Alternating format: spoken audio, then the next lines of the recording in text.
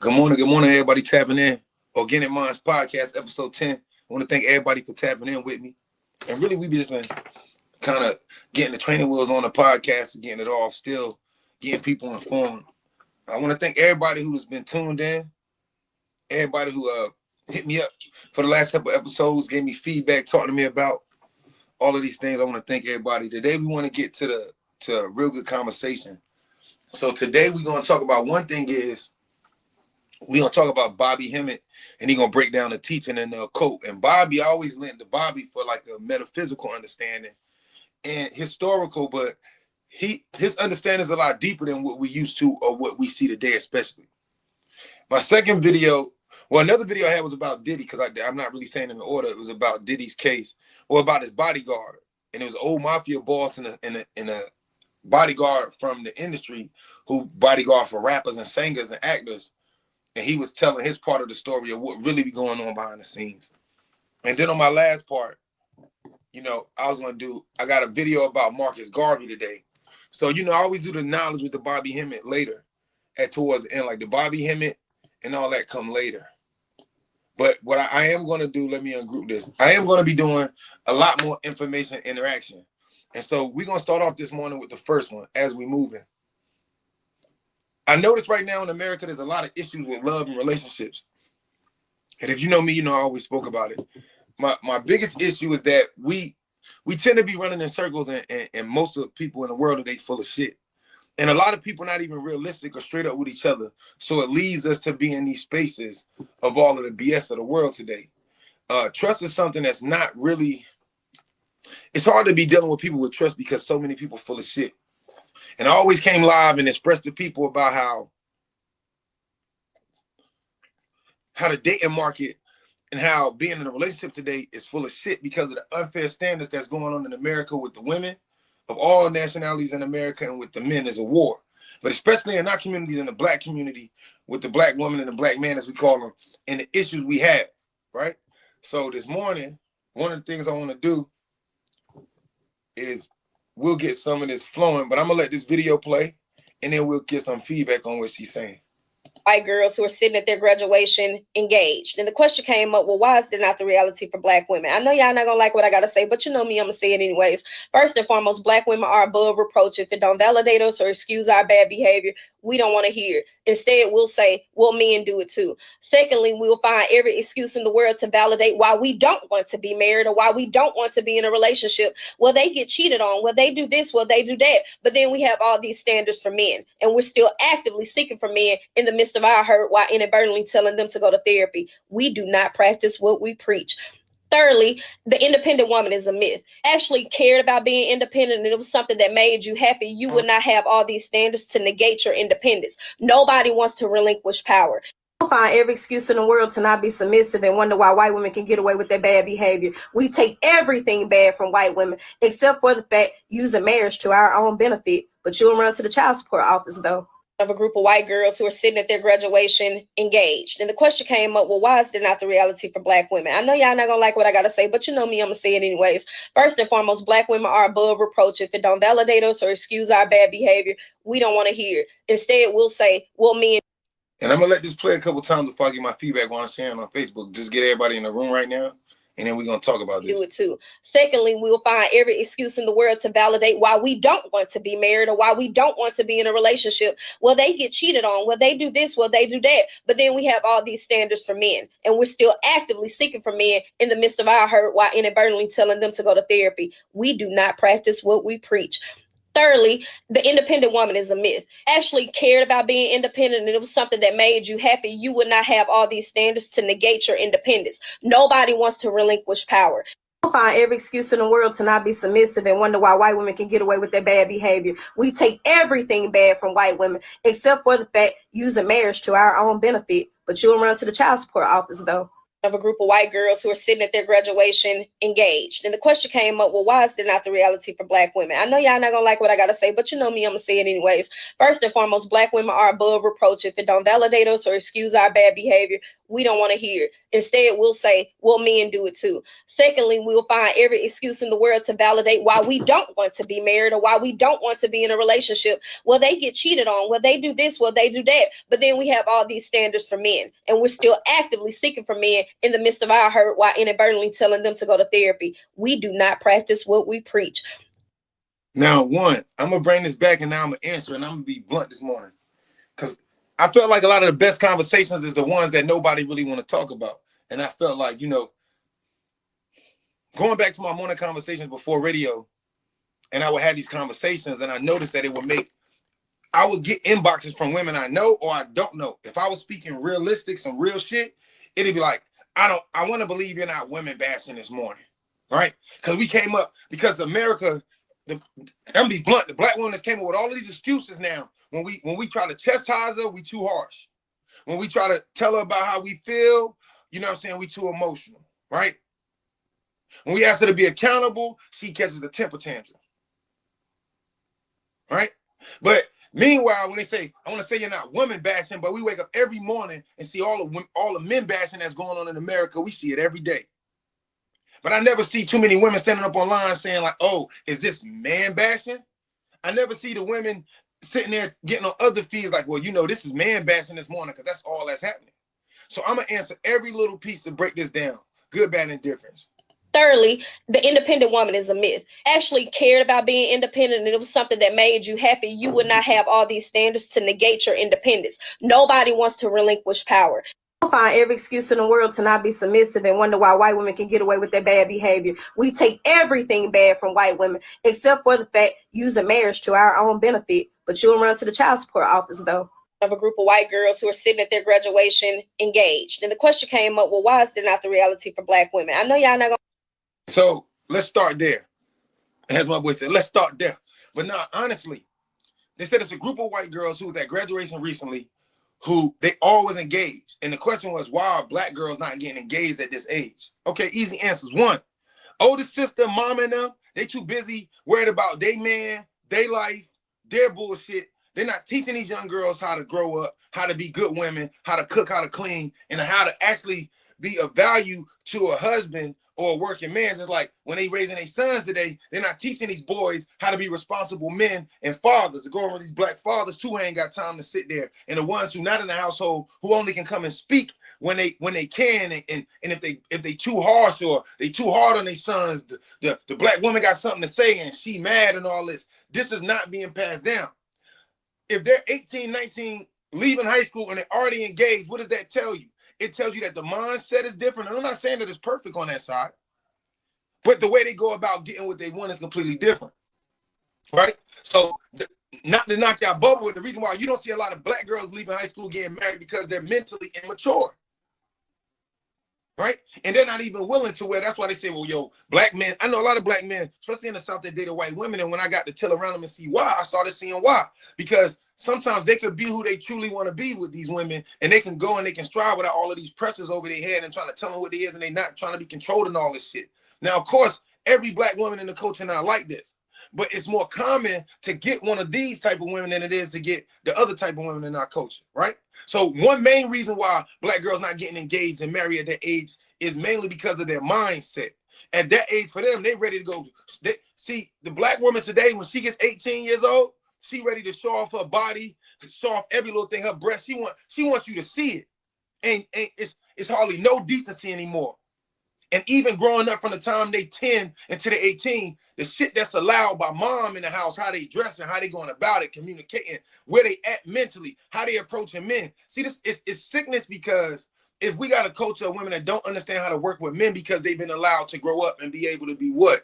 Little girls, right? And we got a culture of men who's been allowed to not be responsible. Women are not being accountable and men are not being responsible, right? So let me answer the rest. I don't like what I gotta say, but you know me, I'm gonna say it anyways. First and foremost, black women are above reproach. If it don't validate us or excuse our bad behavior, we don't want to hear it. Instead, she said black women are above approach or reproach, Because if it doesn't validate them, they do not want to hear it. Meaning that if it doesn't make them feel good,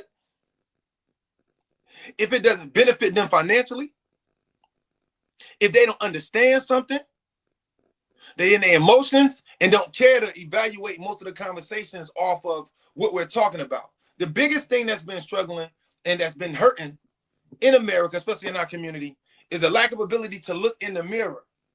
Well, I don't like how you said this to me.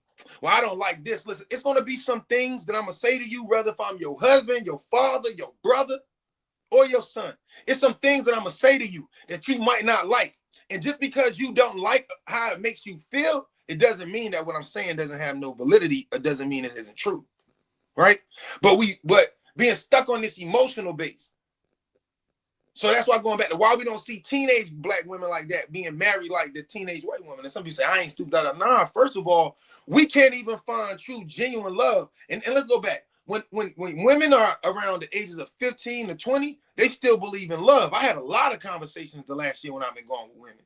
They still believe in love. And then when they get after they get their heart broken and shit don't go straight, then that's when they fall victim in category to, oh, black men ain't shit. At some point, they be told a lot of times from their homegirls, from their sisters and everybody, oh, niggas ain't shit, niggas ain't this, you need to spend this bag, da-da-da, nigga need to spend his money, and wonder why motherfuckers end up alone. Everybody out here not stupid, right?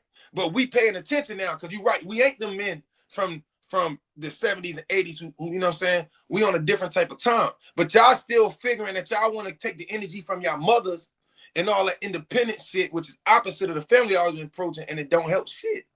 So it's gonna be a lot of people that don't like the conversation, but I could give two shits, because meanwhile y'all over here fucking up a whole culture of men, all behind y'all emotions and shit that y'all going through. It's a lot of females I done met in this generation. We talking about from 25 to 40, right? There's a lot of females running around here playing independent woman. Ain't never been independent. Still at their mama crib. Still doing all of this other shit. Still getting help. Never been accountable. Never had to look out for these kids on their own. Never really had to do this shit. Don't know how to compromise with their baby daddies. Don't know how to make shit shake. At work is a fucking problem. You can't tell them shit. This is an issue. It will say, well, men do it too. Secondly, we'll find every excuse in the world to validate why we don't want to be married, or why we don't. She made a point. She said that, and it came up right at the end. She said, this is what I'm tired of. I've had thousands of conversations, and it's common denominator when I'm having an intellectual conversation, when we debating, and I back a woman into a corner. And I start talking, and then the conversation changes, and it goes, well, men do it. And I had to explain to family members, friends, a lot of people, when they finish, like, hold on a second. I don't remember a time when it was niggas out here talking about, I ain't never heard a man. I've never heard, when I talk to black men, I've never heard a man talk about, well, women do it. I hardly ever hear that. I can't remember, like, breaking down to a man, they be like, yo, women do it. Like, I've heard females say, well, look, I'm about to stop taking care of my kids because niggas do it. I'm about to stop doing blah, blah, blah. I hear that, right? But the truth of the matter is, outside of when people say, are you women bashing? No, we need to be able to have this conversation. Right? This shit ain't gonna go nowhere. As long as y'all think that the black man from today and up, if y'all think we gonna deal with this shit, we not. Y'all have had a long time to be able to go forward and do these things that's not right, that's not benefiting us. There's no other civilization on earth. There's no other culture who degrades their men the way y'all do. Every culture's men has their bad. The European man enslaved and killed half the planet. Do she get up every morning and say how he ain't shit? And when she felt like he ain't shit, she taking ass, she run into the black man, the one that you feel less value for, right? But remember, I don't hear men saying that, but I hear women all the time. When it's all said and done, well, men do it. Well, men do it. And then she say, then they'll start to validate why they don't need a man. Well, you do, because in order to create that baby, you needed a nigga. You needed a man.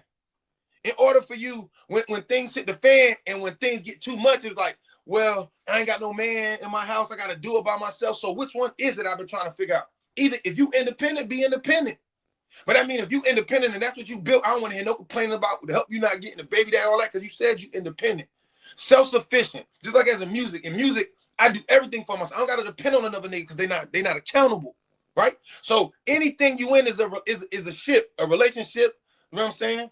Remember these things, right? Everything that got ship at the end, it takes teamwork, right? Championship. working together. We don't even know how to win championships in the black family no more. Because there's an issue between mom and dad in the household, and there's a breakdown with the kids. There's an issue between mom and her mom, right? There's an issue between, you know, sometimes dad and his mom, dad and his, it's all of these issues. We can't even work the fuck together. We ain't struggling and doing all of this shit. And then y'all wonder why. And so, yeah, I stand and I speak for the integrity of men, especially black men, because at the end of the day, we tired of being played with. And I love when I hear women who are fed up with the same thing. Rather if y'all watch me in the mornings when we had these conversations, matter me not. But I've always said that I know in the morning when I had these conversations, I know who real and not, I know who timid or not. Because today what I do just turn and wonder why the world fucked up. As black women, y'all lead our culture right now. But y'all some sorry asses on average. Y'all strong, y'all get finances, y'all holding the country together, but y'all sorry as hell emotionally.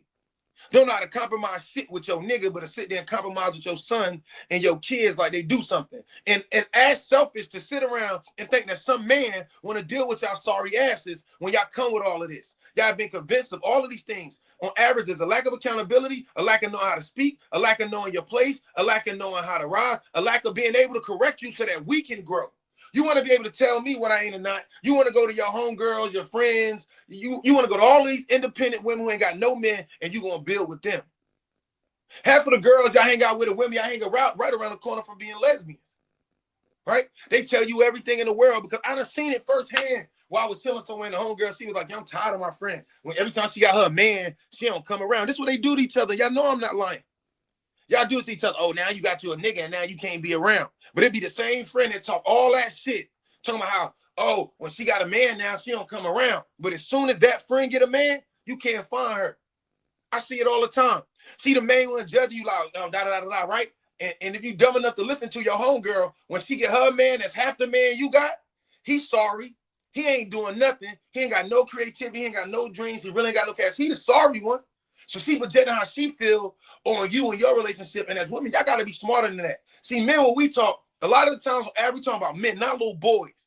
We don't be out here. When I talk to my homeboys who got women, baby mama shit, these niggas don't be on the level of bashing their baby mothers. They might not like what's going on, but most men I know, they only bashing their baby moms on the aspect of some reason as women, y'all think that y'all word is law. Right? Yeah. So if you uncomfortable with it, then fuck it, right? This a lack of maturity. Grandma not around no more because grandma immature as fuck. Grandma 42 now. She's still shaking her ass in the club. She ain't shit. I'm just real enough to say it. But that's the reason why when it come down to marriage, the marriage rate in the black community is clearly not working. It's clearly not working on average, and it's not working because of the selfishness and the shit. Who said that you can get your way, have what you want, act like a little girl, want to be spoiled like a baby, right? But don't want to be corrected. Want to be in a relationship, well, they get cheated on, well, they do this, well, they do that. But then we have all these standards for men, and we're still actively seeking for men in the midst of our hurt while inadvertently telling them to go to therapy. We do not practice what we preach. Thirdly, the independent woman is. She said, you know, a lot of times when a situation unfolds, and I agree with her, I've seen a lot of situations when relationships break up. What happens is, whether I realize that when a relationship ends, a woman will walk off. She recovered different from a man. She'll go, and she could be dead wrong. Her mother and father, her brother still protect her trifling ass. Because we done evolved to that bullshit today. You know how many times your sister, your mama on some foul fuck nigga shit, and we step in the way like, nah, we supposed to be accountable. What happened to going in and my sister dating a man and they've been together for a couple years, got a kid, when I step in the house, I came to find out what happened. But no, a black woman, you so immature, you gonna go get your daughter because most of them ain't got no fucking man anyway. So they're gonna go in there and just protect her, even though she dead wrong. So she gonna destroy a bunch of other fucking men. See, I understand something that most people don't, and people get mad at me, but it is what it is. And what is that? I understand the true mindset and the fact that a lot of women think we're stupid. Right? In psychology, they call it positive reinforcement, it's mind control. Right? I've seen it to where they keep bringing up the same things over and over and over again, right? And what ends up happening is that it makes a man can easily be manipulated if he's not spiritually strong, because either he don't want problems in his house, right? Excuse my dog, that somebody must be pulling up. Hold on, y'all. Hey, I'm on live, yo. So be quiet. But my point is, at the end of the day, who said all of this shit?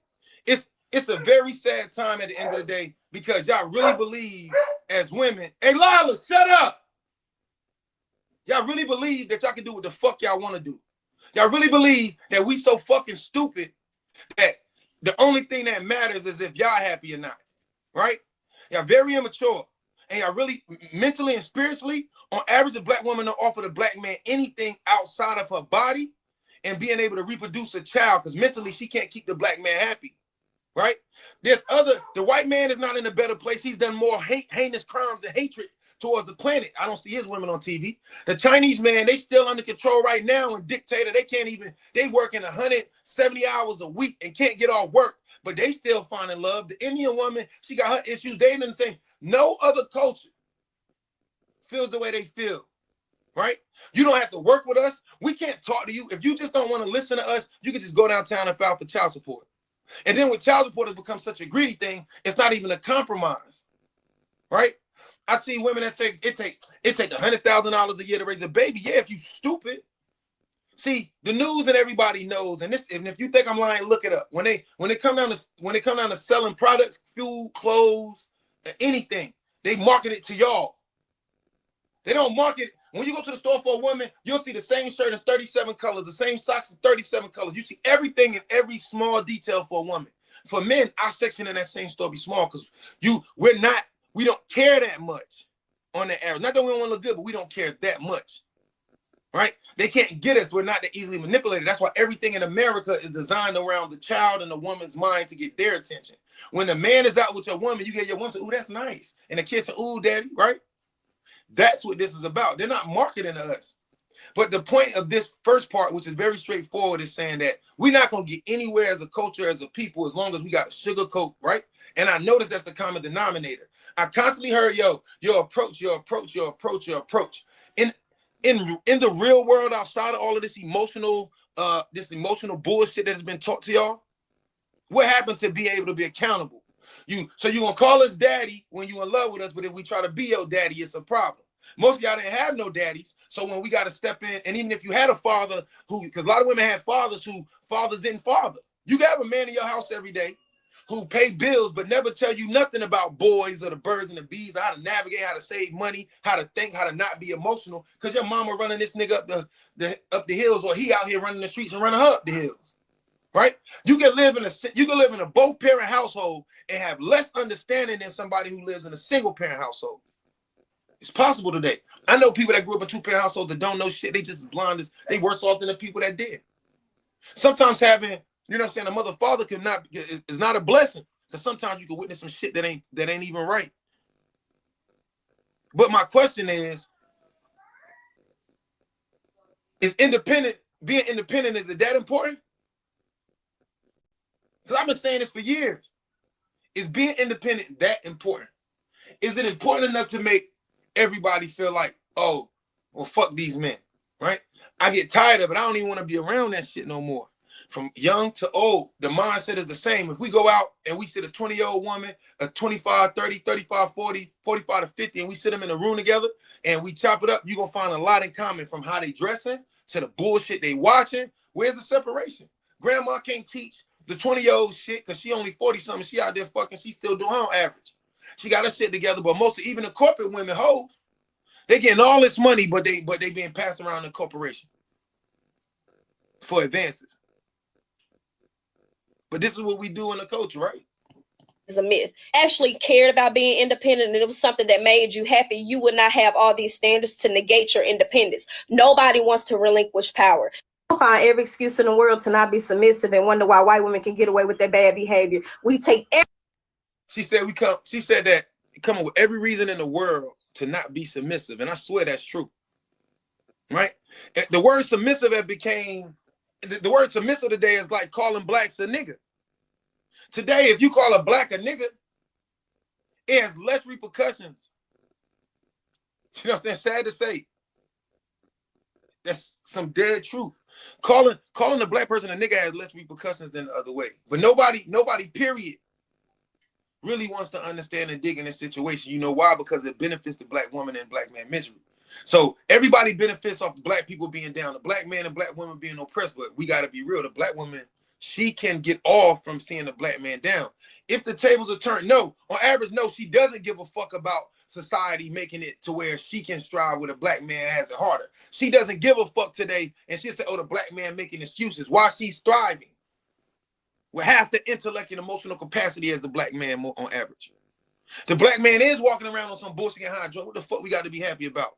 Because we have a child when we can be fucking with, she get mad at us, and now child support now. And now think about immaturity. You can beat with your baby mama and it be 15 years later and she's still fucking mad at you. Now you tell me, 15 years later, at some point, when do we grow up? And if it's the man, same shit. You mad at your baby moms? Y'all been beating for 15 years, your son 15, 18, 20? And we walk around this bitch acting like we doing something. We do some immature ass people. We immature as fuck. You know what I'm saying? And now it's to the point where we can't talk, we can't discipline, we can't check our neighbors' kids, we can't even have conversations with our neighbors because everybody on their own accord and shit. Right? That's why Shahrazad Ali said she come from the system that worked. This system we in right now, this shit don't work. Half of the time, people full of shit on both ends. Nobody want to be real with each other. Don't nobody trust each other. I'm just saying that we know as men that we can't trust y'all. With y'all 13 boobs, one at work or two at work, nigga at the gas station, somebody that you got all this shit. Hell no, we don't trust y'all. We don't trust y'all one bit. Not at all. And I talked to a lot of men that say, yo, we don't trust y'all. And then we watch, like I said, during that election, how quick everybody was to say, fuck the black man. Nobody cared. And that's why I kept bringing that up. And the whole year, I kept saying to people I know, like, yo, y'all really selfish. Y'all only give a fuck about yourself.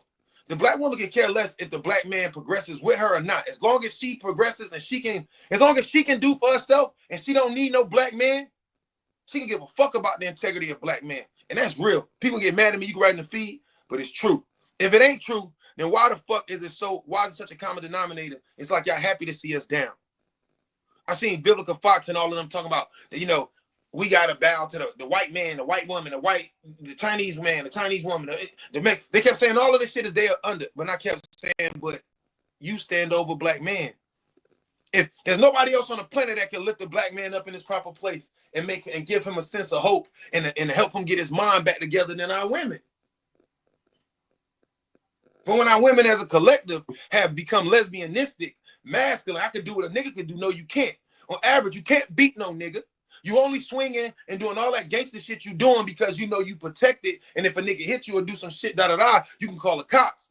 But like I always tell people, in nature, if a female animal of any insect, mammals, fish, if any female animal attacks a male in nature, those males in all of the kingdoms are not going to jail. There's no jail for the gorilla or the lion or the hyena, but there's a natural order. So since they don't have this fake ass reality that they live in, when they get into it, ain't no cops coming to the crib. Now don't get me wrong, because I'm not, and I said this when I used to be at work talking to a lot of people and saying, I'm not justifying domestic violence.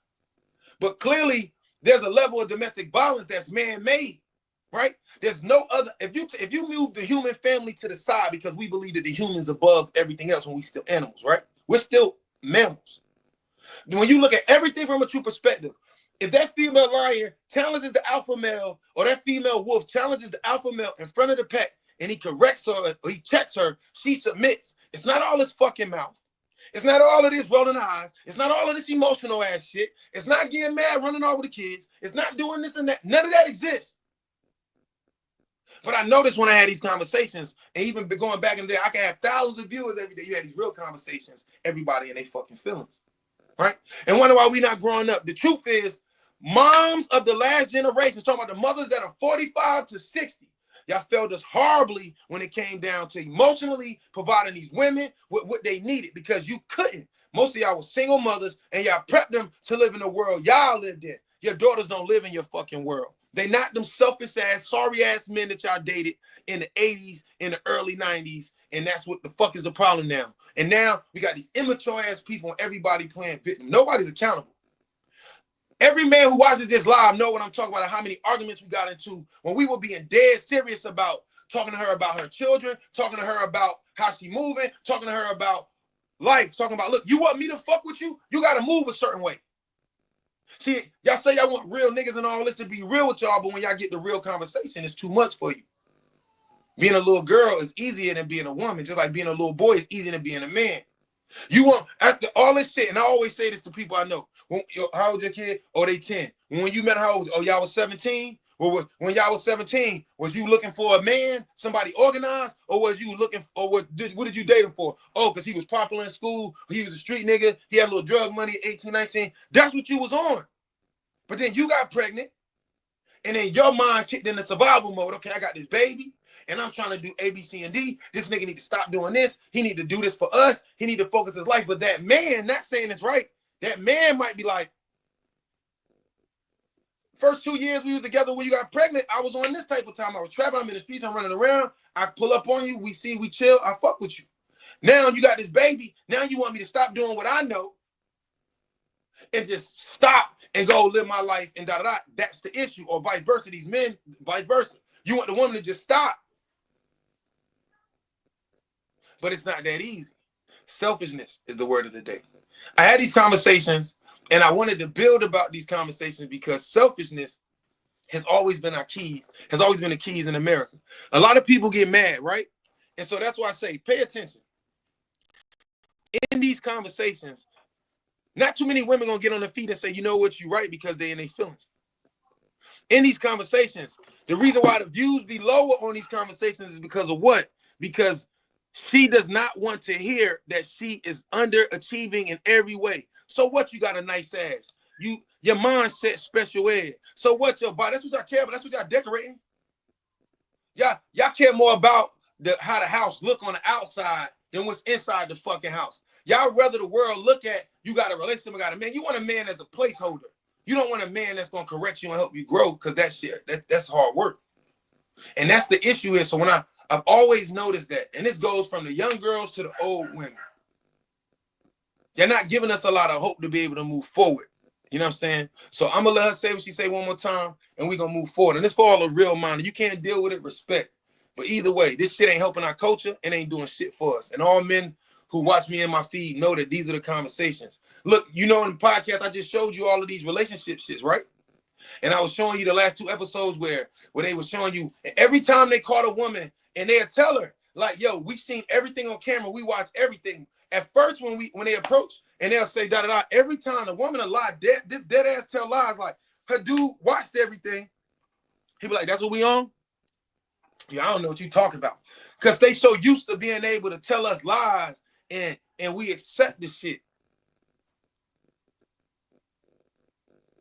This goes back to the mindset of slavery, when they were teaching our women and it's still being passed down that, oh, the black man's stupid. He don't know no better. No, we not stupid.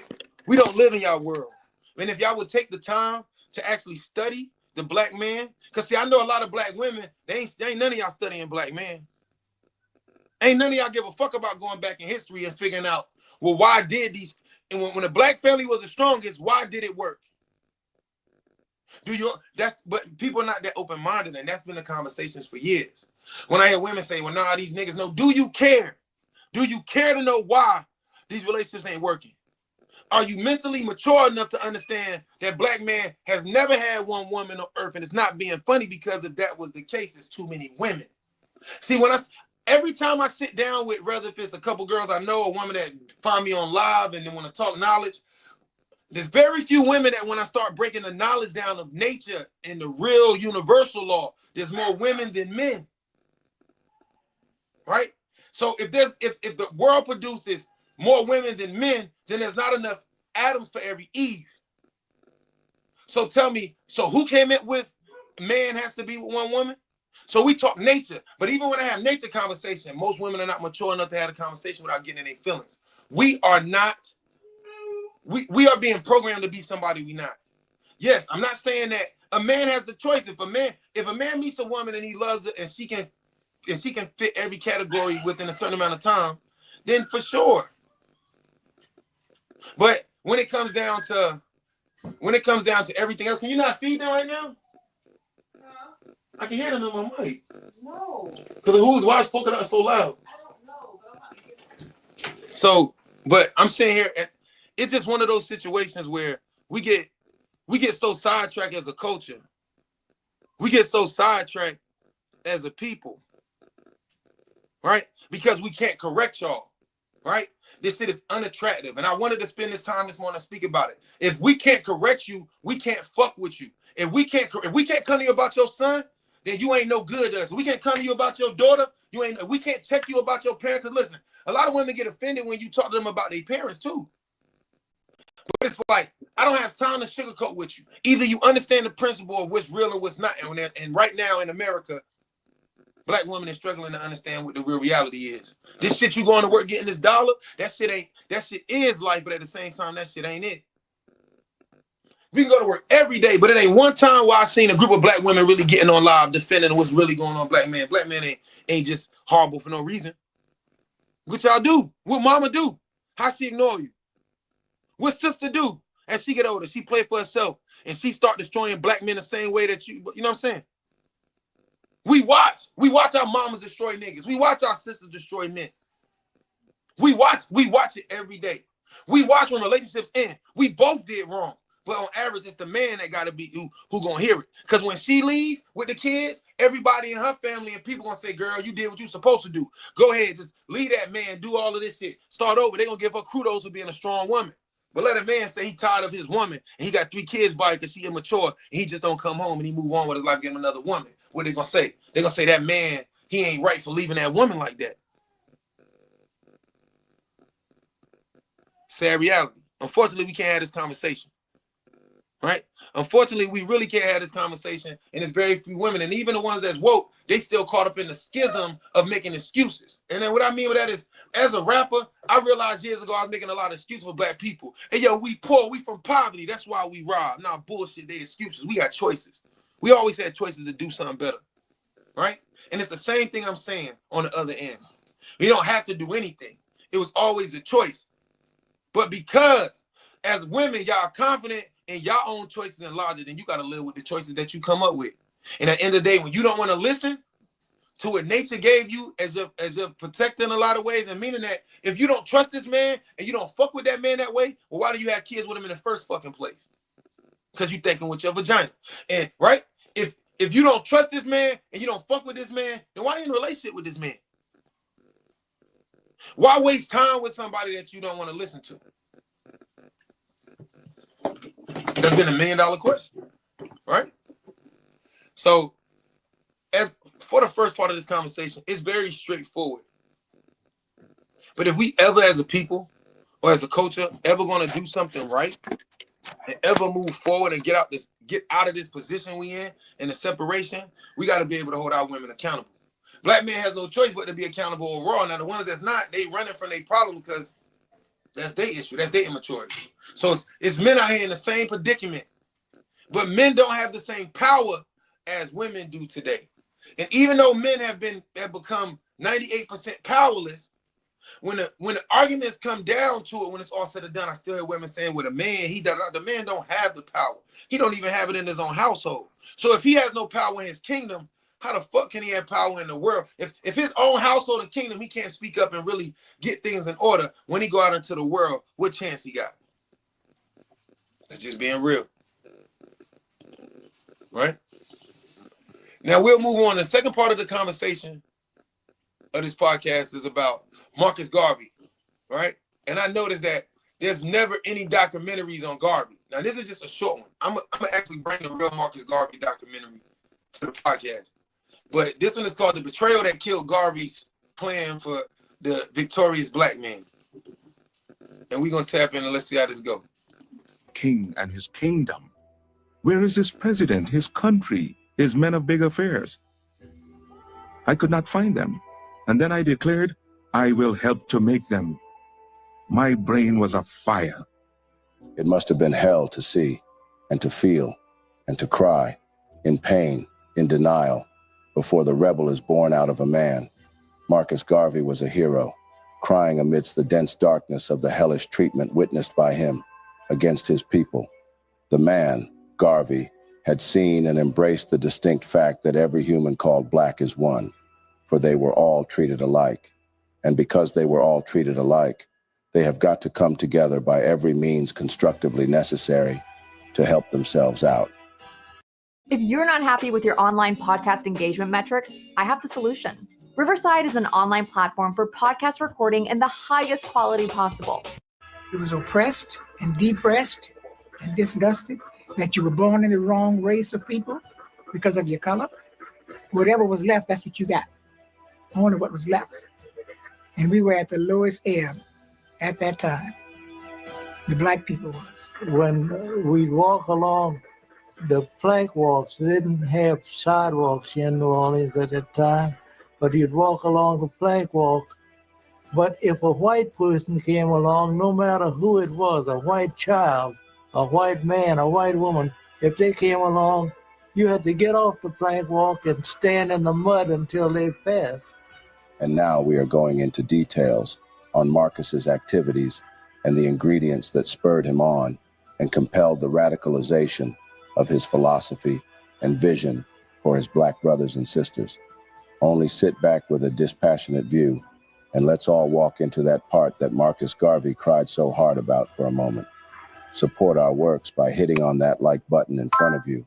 Share with your families and friends to keep spreading our eye-opening black narrative, and kindly subscribe to stay with us for more interesting updates, whilst you also help in building the rising membership of this channel. Let us delve in. On July 2nd, 1917, just months after America's entry into World War I, the city of East St. Louis had exploded with the worst racial riot the country had ever seen. 39 whites and hundreds of African Americans had been killed that day. You have black troops going off to fight to make the world safe, democracy in April. And in July, you have black people being murdered in the most wanton and barbaric manner in East St. Louis, you know, children being thrown back into flaming houses, people being boarded up in their houses before they're torched. So even by American standards, East St. Louis was a horror. W.E.B. Du Bois, leader of the National Association for the Advancement of Colored People, NAACP, and a supporter of integration, led a silent march in response to the mass killing. But to Garvey, this was no time for silence already. It was time for black people to get together and fight back. Thus, he had spoken out at an emergency meeting in Harlem. The whole thing, my friends, is a bloody farce. That the police and soldiers did nothing to stem the murder thirst of the mob is conclusive proof of conspiracy on the part of the civil authorities to condone the acts of the white mob against Negroes. White people are taking advantage of black men today because black men all over the world are disunited. It is that speech that marks the turning point of Garvey away from away. He said, and one of the things he said just now, because black men all over the world. But one of the things he said that was important is that the reason why we go through our oppressions and the reason why we are constantly being bothered and messed with is because we are disoriented as a people. Between the gangs, between neighborhoods, between just our own bullshit, we can't even, what we've learned is that there was a Black Wall Street in every state. And what we learned is that they destroyed millions of wealthy black cities for that reason.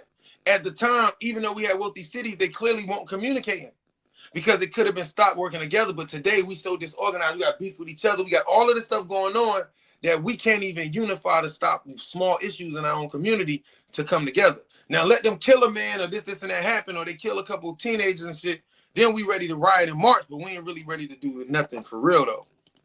Away from a preoccupation with matters related to the West Indies. And now he's not looking for support for what he is hoping to accomplish in the West Indies, but rather he is now sucked into the vortex of American race relations. Even though I had a great deal of admiration for W.B. Du Bois and A. Philip Randolph and other black leaders of the time, I thought that their approach to our problems was too doggone tame, and that we needed to have that attitude of Marcus Garvey, that stand up on your feet and be ready to defend your manhood at all times. And all the But see, that's the thing. When we dealing with like with Marcus Garvey, it's a reason why, if you notice, they never speak about him in school. You hear the name, but you never learn nothing about him, right? You hear the name, so I'm gonna go back a little bit because I want to hear what bro had to say real quick. Problems with too doggone tame. And A. Philip Randolph and other black leaders of the time, I thought that their approach to our problems was too doggone tame, and that we needed to have that attitude of And he was saying that we talk about W.E.B. Du Bois and all these abolitionists, their approaches was all bullshit. See, when you study and you dig, you realize that most of the abolitionist men, all of them, Frederick Douglass, all of them, most of them were mulatto children. Their fathers were slave owners or white men, and their mothers were black women. So they were that's why they were allowed to read and write. They won't just, when they taught us in school that they just learned how to read and write, some of that was bullshit. Some of their fathers and them educated them because they knew that was the next step. But these are also the black men or the black women that were put in place for power to control. Because remember, it's a little easier to trust them if my mother and father's white, right?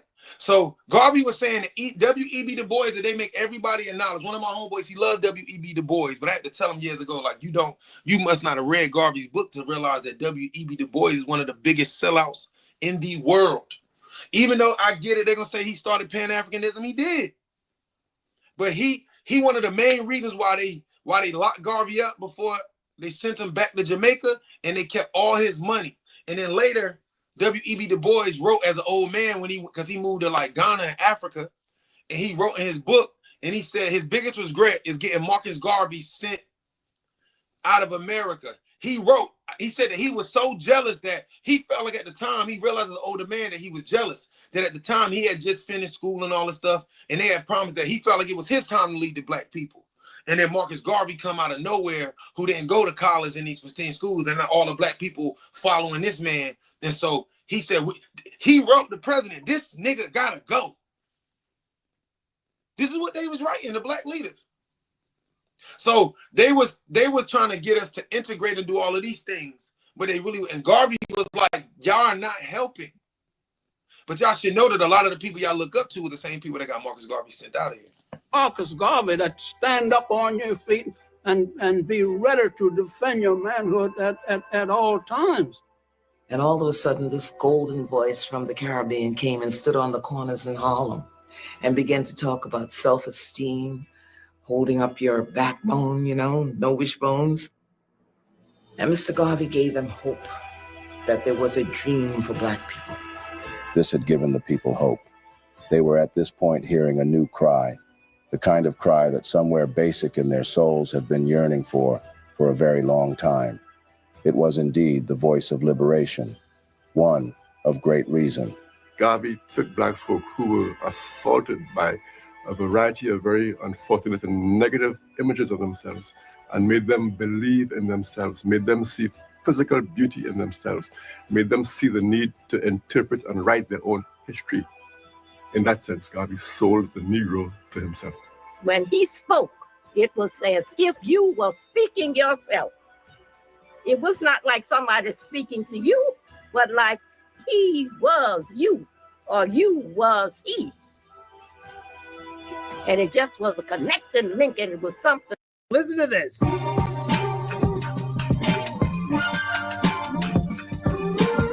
Like fire, like lightning, like something that went through everybody at the same time.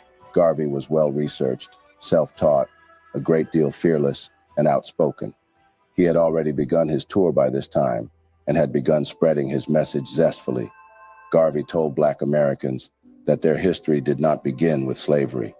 Africa's glorious past was also theirs to claim, he said, and people who had once done great things could do them again. Be as proud of your race today as our fathers were in the days of yore. We have a beautiful history, and we shall create another in the future that will astonish the world. I can advise no better step toward racial salvation than organization among us. We have been harassed, trampled upon, and made little of because of our unfortunate condition of disorganization. Our racial program of today is a united, emancipated, and improved people. Garvey had indeed cried, in many words not easily forgotten.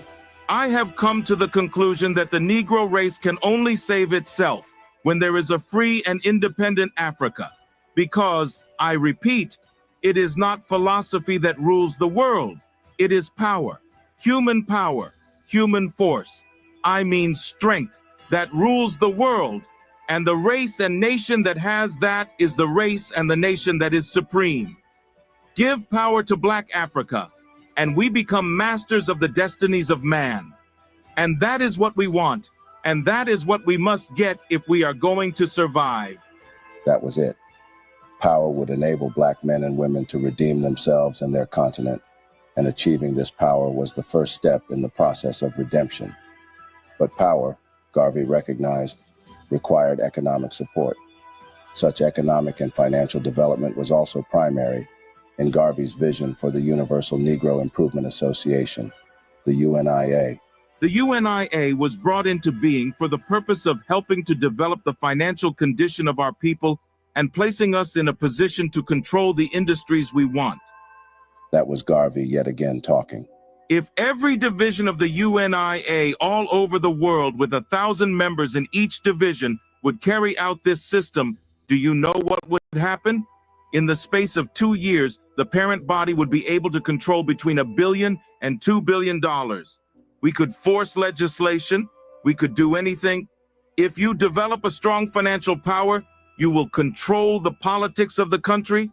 You will control legislation. And if you can control legislation, you will control the government, and you will get all that you want.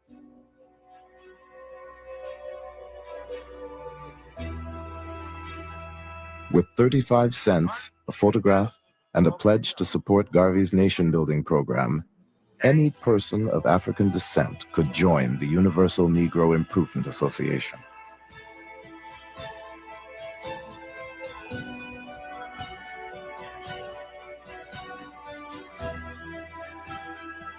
Garvey's genius was to transform cooks, maids, and workmen with the pride that comes with a title and a uniform. Always think yourself a perfect being, he wrote, and be satisfied with yourself. You would almost see them metamorph into something else. You would see it. They'd suddenly get very tall. Because the smallest man in the uniform still looked like a giant. I can tell you that from experience. They were gorgeous. The Black men were gorgeous. One uniquely brilliant human breed this was. The man, Garvey, had a clear vision of just how to go about the Black Revolution in question, and he was not without some productive strategies, and they were all very workable. The UNIA had something for everyone. For men, there was the African Legion for young people. There was the Juvenile Division, and in the Black Cross, nurses, and the Universal Motor Corps. The Garveyan movement even offered Black women a dignified place of their own. We wore this uniform everywhere. That was a physical statement that these uniforms and plumage made to the rest of the world, that we are Garveyans and proud of it. This was an excellent revolutionary organization for Blacks. It carried every Black American. Everyone was involved. Jacob Samuel Mills, a master carpenter from St. Kitts, had come to Harlem in 1910. But barred from the all-white carpenters union, Mills could only find work as a janitor. Here's what his daughter had to say. My father joined the Garvey movement because he thought it was something for the advancement of Black people. And every Sunday afternoon when he was through with his work, he would put his uniform on. He felt very proud when he wore that uniform. He would wear it on the trolley car and let everybody look at him and talk if they wanted to talk. But that was Captain Mills. The effect of the uniform on everyone who saw it was electrifying, but especially on white people. I heard white women fainted. When we had the big parades going down Fifth Avenue, they would just fall out. The Black Pride had been firmly established by the establishment of the UNIA. Members pledged allegiance to the red, black, and green flag, which Garvey himself had designed as a symbol of a black nation in the making. Show me the race or the nation without a flag, and I will show you a race of people without any pride. But that was said of us 4 years ago. They can't say it now. Ethiopia, the land of our fathers, thou land where the gods love to be, as storm clouds suddenly gather, all armies come rushing to thee. And then the chorus went something like that. Advance, advance to meet the foe, let Africa be free. That's women would sing that, and men would reply, advance, women, advance to victory. Men, advance, advance to meet the foe, advance. And everybody, with the might of the red, the black, and the green, advance. With the might of the red, the black, and the green. In the summer of 1918, Garvey set out to create a separate economy of black-owned businesses. First, he had purchased a half-finished church building for use as UNIA headquarters and precincted Liberty Hall. Relying on the printing skills he'd learned as a boy, Garvey started the Negro World newspaper with a cover price of 5 cents. The paper carried essays, articles and poetries, and black history and world events. On the front page of every issue was a long editorial penned by Marcus Garvey himself. He distributed the paper with the help of Amy Ashwood, who had made her way to New York a year earlier. Then, to attract the dollars that flowed through black hands, Garvey created his first of many investment funds. The Chrome extension everyone will be using in 2025. I feel like I just found a Google cheat code. This Chrome extension lets you block ads or get paid to watch them. It's called Pi, and once I started using it, I was shocked. Garvey was aware that blacks had contributed to the war effort by purchasing over $220 million worth of Liberty bonds. And this contribution to the war effort indicated that there was some wealth within the black community in the United States. And his idea was that this black wealth should be converted into businesses that would benefit blacks and projects that would benefit black people. Garvey's idea of the UNIA was that it would teach success. It was going to be a vehicle to communicate and demonstrate that black people could be successful. This idea of success was now translated into a whole series of commercial ventures. Laundries, restaurants, newspapers. Toward the end of achieving economic support for his vision, Garvey established the Black Star Line in June 1919 to operate a worldwide network of steamships.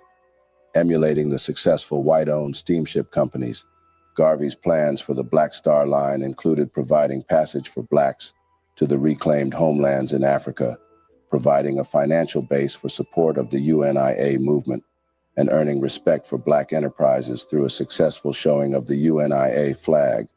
Garvey offered shares of stock in the new company at $5 per share, and within a year, the line had raised $610,000 and owned 3 ships. This was a huge success in motion, but some things were at stake. UNIA businesses had begun to flounder, as Garvey was into hiring managers with little or no experience. Not that he could be blamed for this. Blacks knew so little then, or knew nothing at all. As a consequence, Garvey was known to shifting funds from one company to cover the mounting losses accruing in another. Even if the business practices of the Black Star Line's officers had been above reproach, the corporation still would have had great difficulty keeping its flag above water. And why? Its unwise purchase of dubious ships at exorbitant prices was a handicap from which even a more soundly managed company would have been hard put to survive. The thing was, Garvey needed more minds like himself on the table. There's no way to succeed for long with all the antagonisms and hate games going on, from the American government, worse still, from his own people. With the Black Star Line, Garvey's own star rose and fell. Rather than providing a financial base for the UNIA, The Black Star Line succeeded in draining the UNIA's assets, dragging the organization's other operations under with it. Garvey was forced to sell off property and equipment. Beset by problems, both internal and external, Garvey attempted to keep his fledgling steamship line afloat through the sale of more stock. This sale of stock, or more precisely Garvey's stock solicitation through the mail, led to his arrest, conviction, and eventual deportation for mail fraud. Garvey was indicted on 13 counts of mail fraud in February of 1922. However, the indictment and subsequent trial are not isolated events. They must be viewed in the historical context of Garvey's struggle with the existing power structure. There are several aspects of the trial and the circumstances leading up to it that illuminate a discussion of the power phenomenon. Number one, the atmosphere of hostility surrounding Garvey before and during the trial. Number two, the extensive government surveillance Garvey was under, surveillance that shaped the outcome of the trial. And three, whether or not Garvey received an unbiased, fair trial. Hey folks, did you know that this M1911 is totally legal for everyone to own, no permit required? We've just got a fresh batch in from China's North Industries Group. Garvey's indictment coincided with a vigorous "Garvey must go" campaign. This was even spearheaded by several prominent Negro leaders who vehemently opposed Garvey's programs for no justifiable reason, although the attacks centered on the allegations that Garvey was a charlatan bent on milking the poor, ignorant masses of Black people. Garvey's own mismanagement of the Black Star Line and his overly optimistic declarations of how close the race was to achieving the repatriation of Africa fed the "Garvey must go" hysteria. Garvey also became the Black media's target for character assassination. W.E.B. Du Bois, a Black man with his political influence at the time, who could have joined forces with Garvey for the betterment of Blacks, whose liberation he claimed to champion, was in the forefront of the campaign against Marcus Garvey. He had written an article critically evaluating the Black Star Line's finances, questioning the existence of worthless ships, and calling to task the habit of selling passenger tickets on non-existent ships scheduled to sail to Liberia. Du Bois accused Garvey of robbing his investors, dishonesty, a lack of knowledge and experience, and of using the mails in furtherance of a scheme to defraud and conspiring to do so. And the talk about Liberia, this clearly had to do with sabotage. Du Bois had played a glaring role in this, which makes some wonder now what Du Bois' true motive or ambition for Black Americans had been all along. Du Bois was from a more privileged background and felt he could improve the condition of African Americans by working with liberal whites in the U.S. through the organization he co-founded with whites in 1909, the NAACP, National Association for the Advancement of Colored People. The NAACP was meant as a civil rights organization, championing liberation and equality for people of color. But come to think of it, how could the NAACP have functioned in tune with the Black dream if it was controlled by several wealthy whites in the background? Garvey, on the other hand, grew up in an impoverished Jamaican community. He believed in Blacks helping Blacks without any dependence on whites. This he'd always known to be true liberation. The philosophy of both men differed. Garvey would recall how his disappointment was offset by the peculiarity of what he had witnessed in the NAACP offices when he went visiting Du Bois to personally invite him to one of his events. The stark absence of colored staff among the officers of a supposedly colored organization was troubling. Garvey claimed to have been perplexed and unable to tell whether he was in a white office or that of the NAACP. All these put together would hurt Du Bois, no doubt. For a fact, he was the director-in-front and editor-in-chief of NAACP's monthly magazine, The Crisis. For Garvey, whites would never come to accept Blacks, and thus he proposed that Black Americans return to Africa, where they would live as part of a majority population and perhaps have real political power. Du Bois felt that Garvey's program of complete separation was a form of surrender to white supremacy and threatened the gains made by the NAACP. Several top reporting agencies at the time had reported this. It wasn't so much of a hidden agenda that Du Bois had played a major role in the downfall of Garvey's Back to Africa movement, through which Garvey was trying to arrange for Black Americans to leave the U.S. and relocate to the West African country of Liberia. Garvey's initial plan was to send a limited number of African Americans, 20,000 to 30,000 families at first, with skills, professions, and capital to settle in Liberia. With Liberia having economic trouble due to corruption and mismanagement, Garvey had launched the Liberian Construction Loan Program, from which he successfully raised a $2 million fund, which he offered the Liberian government in exchange for the settlement of his people there. This happened in 1921, October 17th. The Universal Negro Improvement Association, UNIA, had a large and growing presence in Liberia already.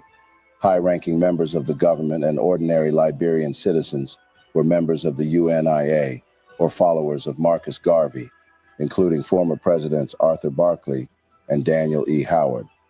Then President Charles D.B. King had welcomed the UNIA to Liberia and invited it to establish headquarters in the country. This would mean that the Liberian government and Marcus Garvey were already in good rapport and working together towards fulfilling the goal in sight. Liberia was selected as the base for the establishment of the great African nation. Garvey envisioned the West African nation as the rightful home of those wanting to return to Africa. Jamaicans.com had reported thus: Garvey wanted to settle in Liberia before white nations of Europe robbed Liberia of its autonomy under the guise of friendship. Meanwhile, Du Bois had maneuvered through his high-powered contacts to get himself appointed Ambassador Extraordinary of the United States, so he could attend the second inauguration of Charles King as the President of Liberia. During this time, Du Bois developed a relationship with King. Shortly after, the experts and engineers of Garvey's UNIA would, as planned, arrive in Liberia to prepare for resettlement, and were immediately deported on the instruction of Liberian President Charles King. This was clearly unanticipated. The new Liberian president had no doubt been influenced by his new acquaintance, Du Bois. The slave rebellion reported thus: the inviolable truth is, Du Bois had worked very closely with the U.S. State Department to destroy the UNIA movement in Liberia and had taken steps to hamper the construction and resettlement plan. The more complicated truth, which was also known, has less to do with Americo-Liberian hegemony than a curious combination of French, British, and American interests in Africa. This, the Liberian listener reported. All the powers then were against Garvey's mission and would do anything to quash it. All kinds of schemes had begun to come into play. In a New York News editorial, Garvey was accused of playing on the prejudice and imagination of blacks and having seduced from them hundreds of thousands of dollars and squandered upon self-glorification and visionary projects. The editorial referred to Garvey as a despotic dreamer and a menace to his people and the United States, who was not only bankrupting his race, but fast leading it to untimely bloodshed and suicide. Additionally, in the white media, Garvey was portrayed as a racial agitator, stirring up hatred against whites. Still another major line of attack focused on Garvey's plan to send black people back to Africa, which was portrayed as a foolish effort to get back to the jungle. A.P. Randolph ridiculed Garvey's scheme of conquering Africa for Negroes, declaring that the Garveyites had neither the brains nor the capital to run a steamship line, much less build an empire. All these were done to simply discourage and thwart a life-changing phenomenon which was already in movement. There were also forces at work to destroy the Black Star Line. Groover has helped me just put my music out there and expand my fan base. They've helped me with shows. They've helped me with... Corrupt UNIA officials received kickbacks from the ship owners who sold Garvey overpriced, ill-repaired vessels. When the ships were put out to sea, Black Star Line crew members sabotaged the vessels, the cargo, and the ship's sailing itinerary. Garvey had said on this regard, The troubles we have had on our ships has been caused because men were paid to make this trouble by certain organizations calling themselves Negro Advancement Associations. They paid men to dismantle our machinery and otherwise damage it, so as to bring about the downfall of the movement. In other cases, Garvey was known to have said that his failed Back to Africa plan was because of a plot against him by lighter-skinned black people colluding with whites. He had concluded thus in the editorial of the Slave Rebellion Report. The enemies of colonization of Africa were led by very light-skinned Negroes under the leadership of Du Bois, because the black leadership and politicians and those of the white race who wanted to discredit and imprison me to please their Negro political wards and foreign power tried to make the plan unpopular and unsuccessful. Additionally, several state corporation commissions concerned themselves with Garvey's compliance with state securities laws. Garvey entered a guilty plea to the charge of violating the Illinois Blue Sky laws and was fined $100. Garvey was also investigated by the Virginia State Corporation Commission. Garvey was in hell, bloody hell. Everywhere was a trap, set to catch the promising leader of the Black American future.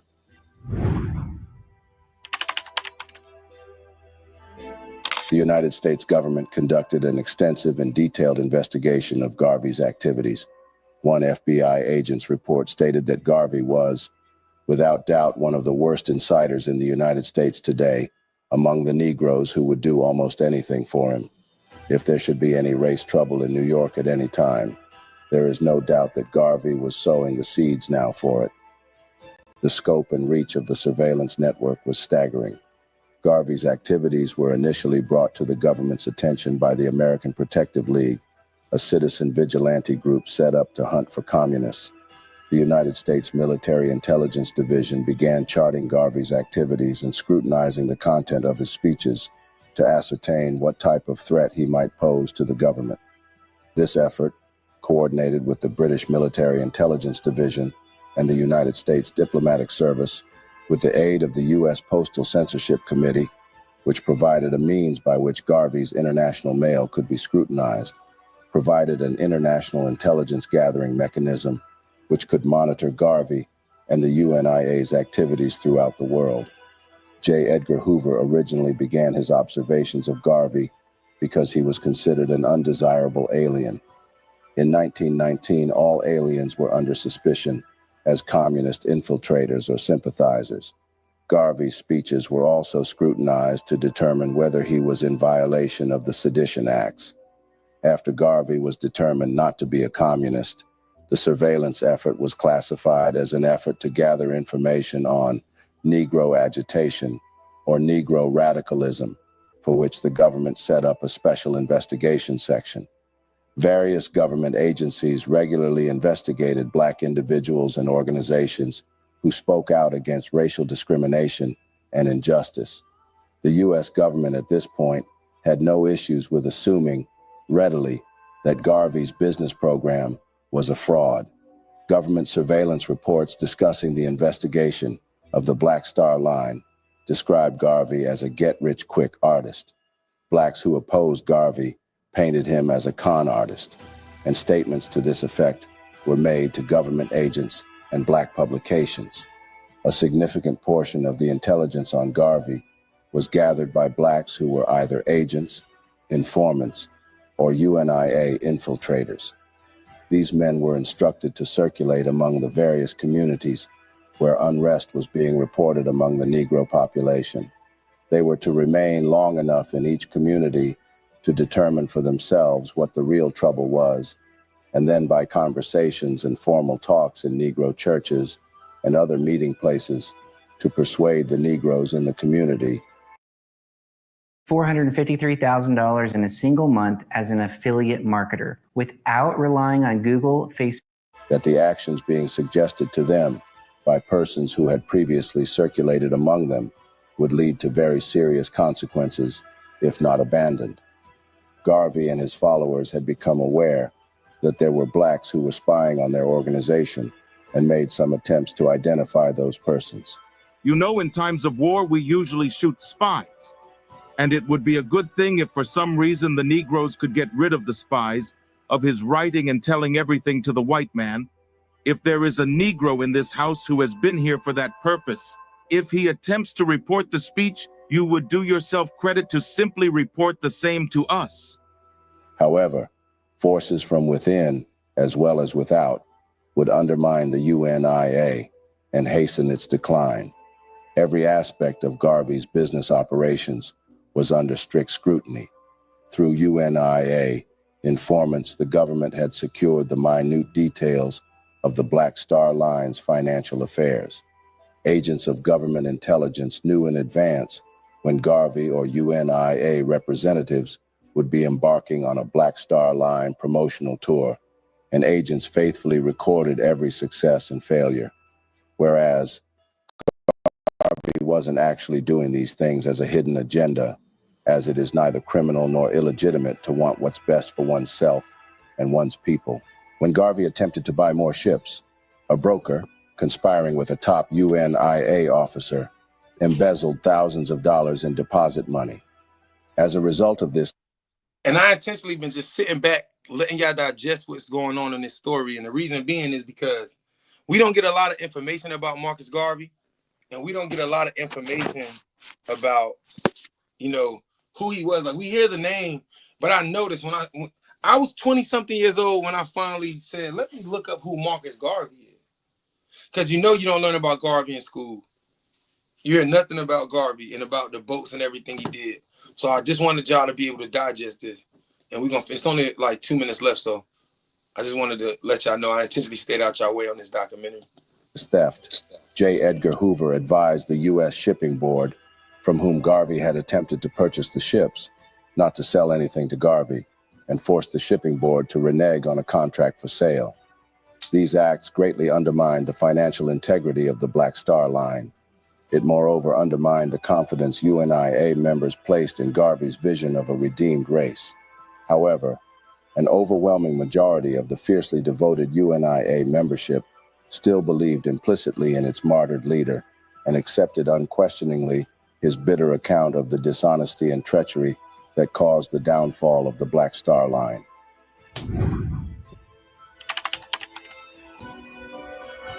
Garvey's conviction must be examined in terms of the substantive elements of mail fraud.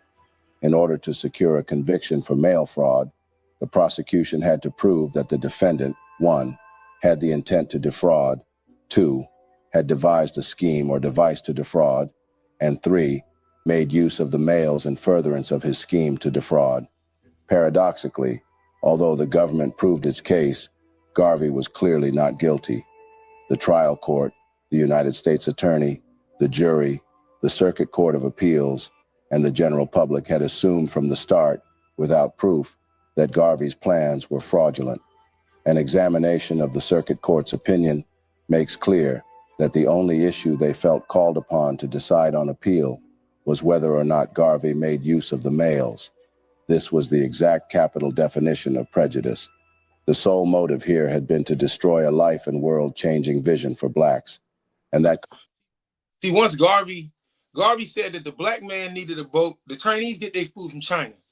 The Hispanic man get his food from Mexico. He can bring it to America and sell. The Indian man can get bringing their foods here and they can survive. Garvey's idea was saying that we need our own. And so that's when he came with the Black Star Line. You see that he got boats where they charged him 3 to 10 times the amount of the prices of the boat. So if the boat was really $100,000, the big boat, they charged them $1 million for the boat. You know, the feds crashed one of his boats, had an agent driving and wrecked the boat.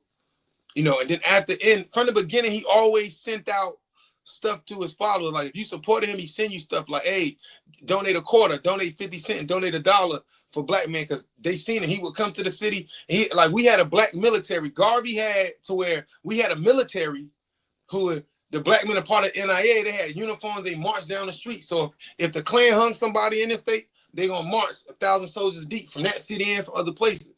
You know what I'm saying? 100,000 soldiers. But that's what made them fear him. We had started to get our own military. He was putting us together in order to where, in order for things to get together, people have to have a leader, right? When there's a tribe of people, there's somebody they can go to, or a group of people that they can make choices. And so that's why he had the NIA. And Elijah Muhammad was a part of the NIA, right? He sat at the table with Marcus Garvey, and so did Noble Drew Ali. right? So it's very important for us to understand this. That's why I say Garvey is a very important piece, because he was teaching the proper things. Like one of my favorite lines by Garvey said, if you have a problem or addiction, a bad marriage, a relationship, a drug habit, anything, don't pray to God about your problems, because God didn't give you that man, that woman, that drug addiction, this gambling habit. You gave it to yourself. Meaning that when you first started drinking or whatever, you drunk, even though it made you feel bad the first couple months or a year or two, after you get drunk, you wake up feeling bad, the body telling you something not right. You kept doing it. So now it became normal.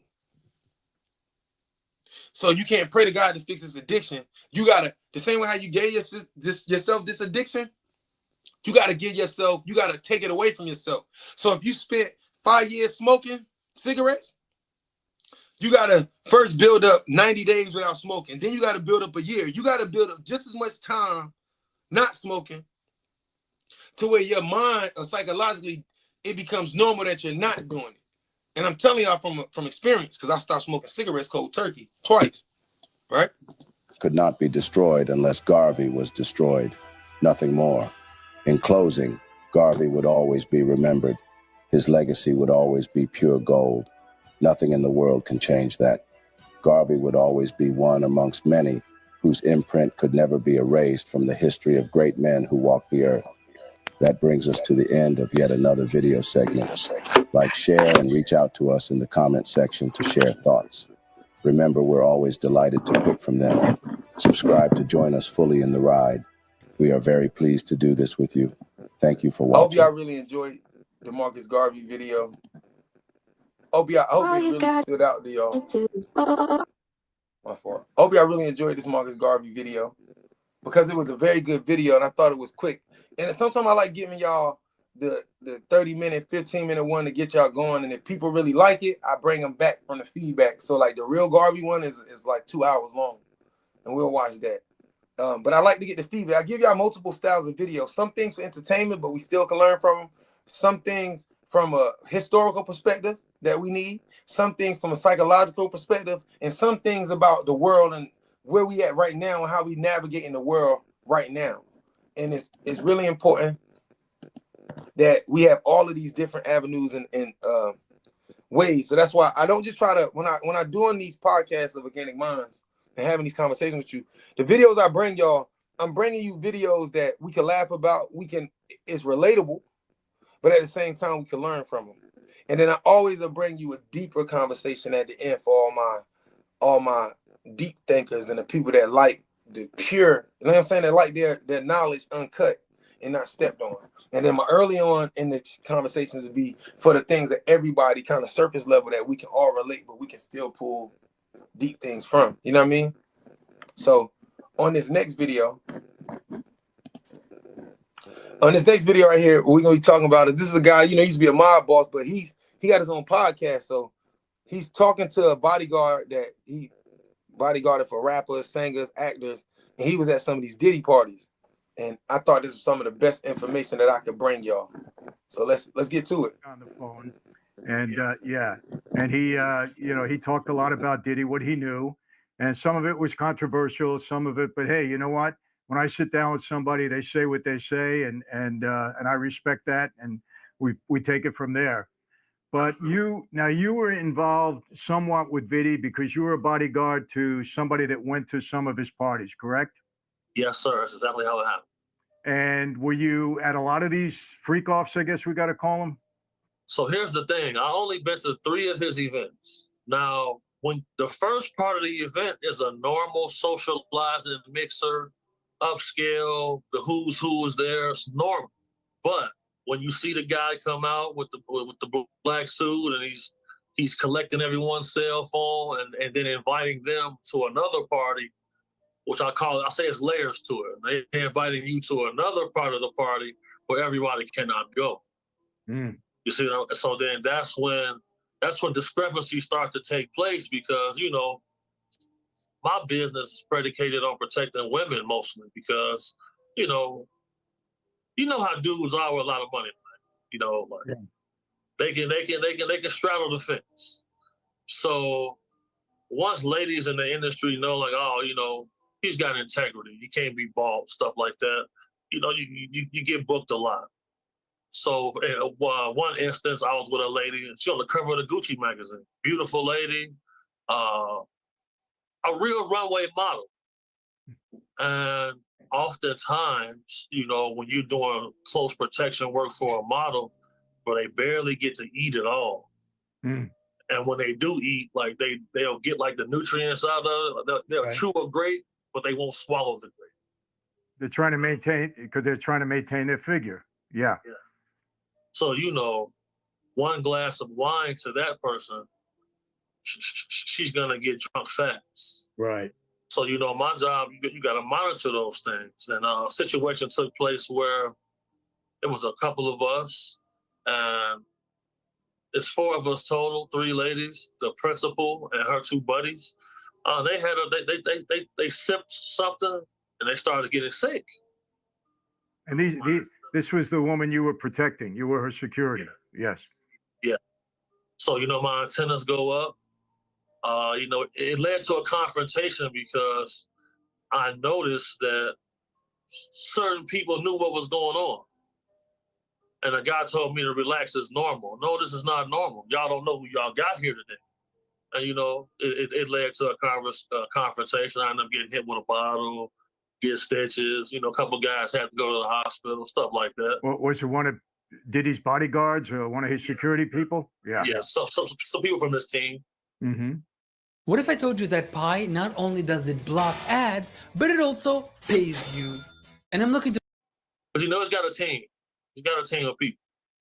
And so now when you say that this next group of people, this layer of group, did they go to a different location or was it at the same location? yes, so they ended up going upstairs. Mm. So and then, you know, because it's an open bar, first and foremost. Whatever drinks you want, usually the stuff he's contractually obligated to have normally. Any drug or narcotic you want is available. But you just start seeing groups of sex workers arrive, male, female, and you just start seeing people pairing off and start doing what they do. And, you know, if I'm at one of these events with a male and my principal is a man, you know, I'll go wait in the car, you know, because like, look, bro, I'm not here for the swinger party. You feel me? And then, you know, you don't want to be the straight guy in a party where everybody else is rainbow, because when they start hitting on you, now you're the jerk. You never want to be that guy. You got to be a gentleman at all times until it's time to get vicious if necessary. So I never directly was paid by him or worked for him. I ended up at some of his events due to my employment, and yeah, man. A lot of strange things take place for sure. Let me ask you a question. If you can recall, what was the worst thing or the most off-color thing that you saw happen at any one of these events? Okay. So now when it comes to his events, the most off-color thing I saw was 1 second he's in a suit, next second he's in a towel, and he's holding hands with 2 Eastern European gentlemen. And when you say that's Diddy. You mean Diddy? Okay. Okay. Yeah, and he's holding hands with these little vampire-looking guys, like they off the movie Twilight. And you know, I said, all right, now I know what this is. I see what's going on here. You know, it's time for us to exit. You see what I'm saying? So by the grace of the good Lord, you know, I was able to remove myself and my principal from there. But, you know, there's been times where I've been with guys and they're staying. You know, I had a famous singer tell me one day that he prefers trans ladies because they have stronger hands and stronger jaw muscles.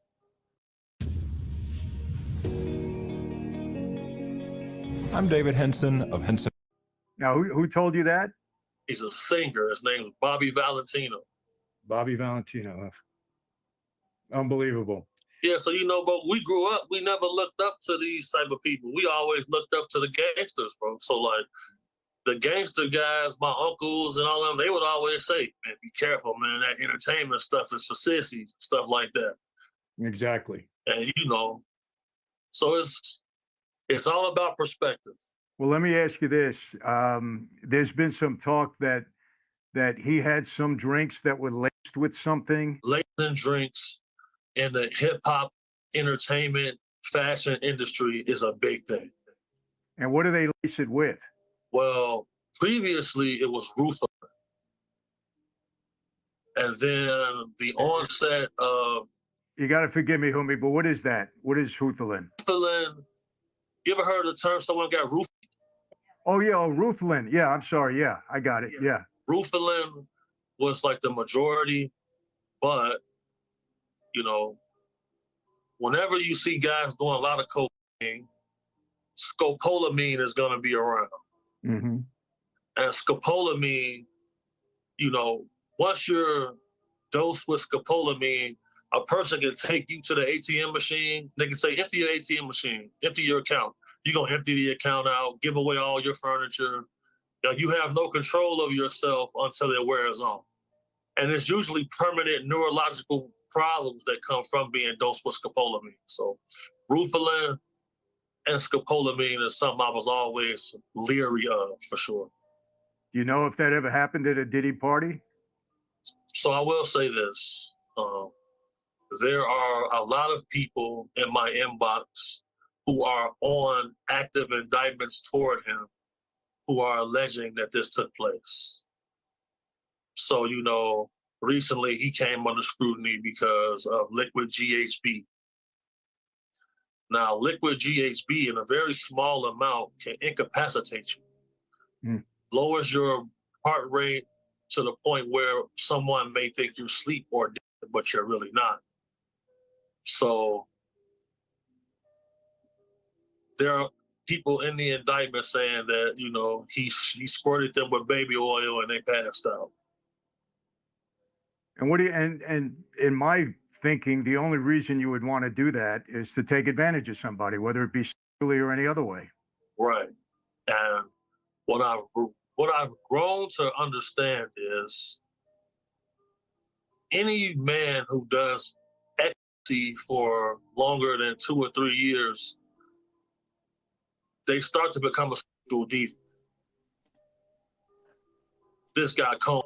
So you basically telling me that what's really, really going on here is that they then came up with ways, like when you go to these parties or you go to these events, that they are, he might rub you down some baby or just touch you with it, rub your shoulders down, like relax, playboy. You know what I'm saying? And rub your shoulder or something, or touch a girl and be rubbing the shoulder.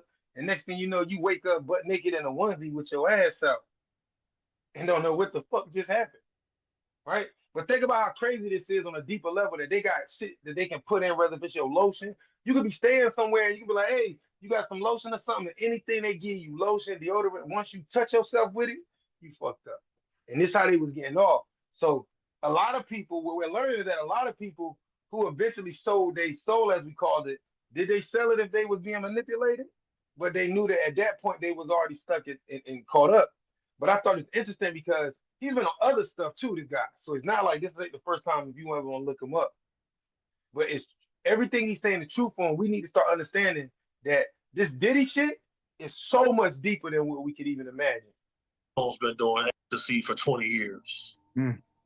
And now he was arrested with a substance called Tusi, which is ketamine, ecstasy, cocaine mixed, and is dyed to be pink. Yes. So that's the pink cocaine that now everybody's talking about. Right. He was arrested with this while being under federal indictment and being monitored. So that goes to show that there's definitely addiction involved, and there's definitely a drug aspect involved as well. Let me ask you this. Did you ever hear of science being mixed in any of these drinks? Now, see, whenever people mention science, I get uncomfortable because over a period of 6 years, I had pneumonia 3 times, right? So on the final time, my mom takes me to the hospital. They get a toxicology report done. I test positive for cyanide. The way cyanide metabolizes in the human body is after a certain amount of dosages, it turns into pneumonia.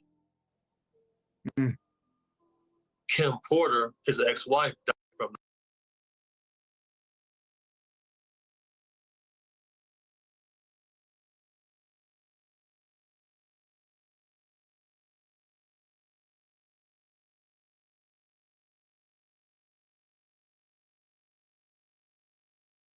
pneumonia. I heard that. His ex-bodyguard recently, a few months ago, just died from pneumonia. And when I first started speaking out about this, there were no podcasts. It's like 2013. There are no podcasts.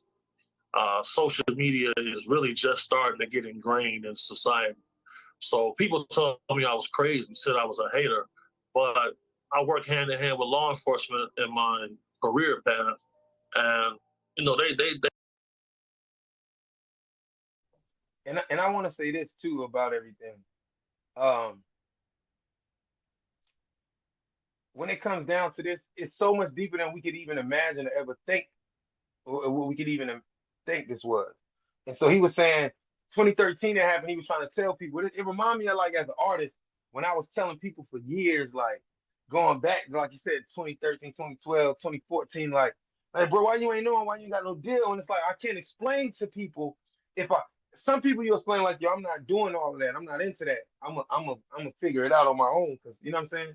And people like, yo, bro, you just making up excuses, and he just trying to, you know what I mean? That's how it was. So I understand where you're coming from when you try to tell people something that they're not really ready to hear or to understand. And so they'll push you off as like, you tripping, he making up excuses, or he crazy. They tested my car. My car handles tested positive for cyanide. So, you know, I don't think a person will use cyanide directly at a party, but cyanide is around. I tested positive for it. I got my toxicology report to this day. So. And let me ask you, why? So that's meaning that a lot of people who running around who got pneumonia, and talking about industry, all these people that was getting sick and all of this, and you know, Jamie Foxx and all of this, you got to start asking yourself what's really happening. Why would you put cyanide in somebody's drink? What kind of behavior would that cause you to, you know, to be? Yeah, so Twisted Tea is a refreshing hard iced tea made with real brewed tea. Keep it twisted. You feel like you got the flu. You feel sick. You want to isolate yourself from everyone. And your lungs, you're coughing up mucus. Like, throughout history, cyanide poison was a way people got away with murder before the onset of better technology for testing for certain toxins and stuff like that. Because, you know, cyanide used to be in rat poison.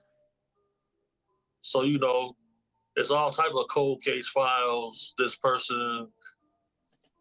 And not only just that, but when I think about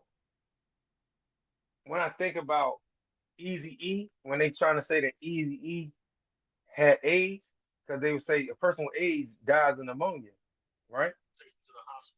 They die of pneumonia. So it made me realize, like, damn, the Eazy die of pneumonia? I mean, because nobody dies of AIDS. The immune system gets broken down, and then you die of pneumonia. So, was it cyanide poison? Is that what did it? Right? So, it makes you think, because you learn if you study that nobody dies of AIDS. AIDS break down the immune system so bad the common cold eventually turns into pneumonia and your body can't fight it. So, it's all of these things where you keep saying people like Eazy, all these people dying of pneumonia. A lot of people died of pneumonia in the industry, entertainment world, sports and shit, if you pay attention. And he said cyanide was a way to kill people without, like, basically the perfect murder at one time, until technology evolved and progressed to where it's supposed to be. So to hear that Diddy was using one chemical in like the baby oil shit, that if it touch you, like basically you put this chemical on the skin and it's going through the skin. It's a topical. So he said you can walk straight to the ATM. You can take them to your house. You can say, yo, what's your password to your bank account? Give me your bank card. You're going to give them up. So it's like you can have somebody go get all their money and all this stuff out the bank, but you done already hit them with this stuff and they doing what you said. It make you think about a lot of things. It make you think about crimes that could be committed where somebody can dose them and you can, and they can, like, some people are like, well, how did you get this person? You ever seen something on TV? People like, I know this person. They ain't that type of person. I'm just saying. So they got stuff that they can put on your skin and basically make you do whatever they say. Because it fucks with your nerve system. She poisoned her husband over a series of weeks with rat poison. He died from pneumonia. You know, where there's smoke, there's fire. You know, I'm not a conspiracy theorist. I don't invent or embellish. I'm only gonna speak on things I can verify to be facts. And you know, I definitely tested positive for the cyanide. I had pneumonia 3 times. I basically got 1 lung now because of it. Really? So, but this didn't occur at a party for you. I mean, it wasn't, you didn't take a drink at one of Diddy's parties and maybe the cyanide was in one of those drinks. No, see, because, you know, I have already been privy to certain things. So, you know, it's this footage of me with a bottle of champagne in my hand that I brought with me while I'm with models and stuff like that. Because, you know, it's a scary feeling, bro. Like when you can look at somebody and tell they've been compromised and you can't really explain why. So once me and my team had experienced roofing on our own, we said we can never let this happen again. So we invented some new protocols. You know, if a bottle get brought to a section, if it's opened already, you gotta send it back. You know, we would travel with a portable test kit with us. You know, all type of, if people are paying you to protect their life, you know, you got to use every tool that's available to you. Well, you know, again, without making any definite allegations or pointing fingers, it is kind of, it makes you think why, you know, Kim Porter would have died of pneumonia when Diddy is putting everything else in drinks. I'm not saying he did it. We don't know that, but it just, it raises eyebrows. You got to kind of think about it, you know? Why did that happen? And she was relatively young, Kim. I mean, she was a young girl. You know, it's not normal that you die of pneumonia at that age. Just not normal. Just not normal. And you know, some of the other substances that we mentioned, you know, people will still start partying off of that. Cyanide touch you, you don't want to party. Yeah. So, you know, you almost get a feeling like, man, something's wrong here. But you're not gonna think that somebody's poisoning. You're not gonna think that, you know. Right. But it definitely happened to me. So, and like in the work that I do to combat human trafficking, you know, I've had bounties on my life. You know, I've had the FBI showing up telling me, yeah, we got information. You know, by law they got to tell you. Right. You know, had those situations, you know. So, you know, you just kind of get accustomed that you know what you signed up for. So, you know, you just try to take as many steps possible to mitigate risk and, man, and hope for the best. Be vigilant. Well, let me ask you this. You know, Suge was quite outspoken. He gave me names. He said that. See, Suge made a point where Suge said, this is a sad day for hip hop. And Suge's point was, you know, regardless of what's going on, you know, this make hip hop look bad. Because the foundation of hip hop's avenue is rooted in this shit. Even though it's in music, sports, and all of this shit, it's rooted right now in hip hop on the strongest level. To the point where hip hop is turned out. Like when I look at the rappers, the Uzi Vert, all the rappers, like they turned out. And Diddy was the middleman of all of these. He's the middleman between a lot of connections, just like how Russell Simmons was the middleman in his era. That's why Def Jam was so powerful. He was the middleman. So Diddy being the middleman, he had a lot of influence and a lot of power. So that's how he was able to influence men. Like they said, he asked the men like some real questions, and it's coming up. Y'all gonna see, man.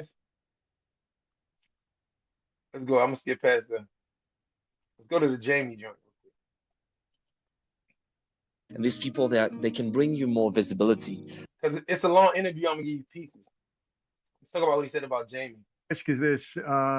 Heard something about Jamie Foxx possibly being involved with Diddy and on the wrong side of it. You know anything about that? So, you know, bro, I seen Fox with Combs on several occasions at different events. Now, Jamie Foxx's family are the ones who reported Diddy to the FBI when Jamie Foxx went into the coma initially. Really? So that's how that all came about. His daughter Corinne and his mom were the ones who did that. And when people come and they ask Jamie on the street, he doesn't deny it. Mm. So, you know, at the end of his comedy special on Netflix, you know, at the live taping, he said out of his mouth that Combs is the person who poisoned them and put him in a coma. He said, I asked my partner for an Advil. He handed me the Advil. I woke up 22 days later. Yeah. Now, if you somebody knowing that, look, I got an indictment pending, I might start cleaning up my surroundings. You know how that go. Yeah. And let me ask you this. What would be the purpose, and this I've heard many times, that Diddy had people sign NDAs when they came into the party, which if there was criminal activity going on, the NDA doesn't mean anything. And Diddy should have known that. But what do you think his purpose in that was? Just to try to get into people's head that you can't talk about this? Or? Well, you know, Michael, I'll tell you, non-disclosure agreements at celebrity who's parties is something that's taking place on a daily basis. Been taking place like that for years. Simply because I know for a fact that in Combs's NDA, you can't say anything about what you've seen or partook in at the party until 20 years after he's dead. And so, you know, like, how do you get somebody to do a big favor for you? Yeah. Invite them over, show them a time of their life.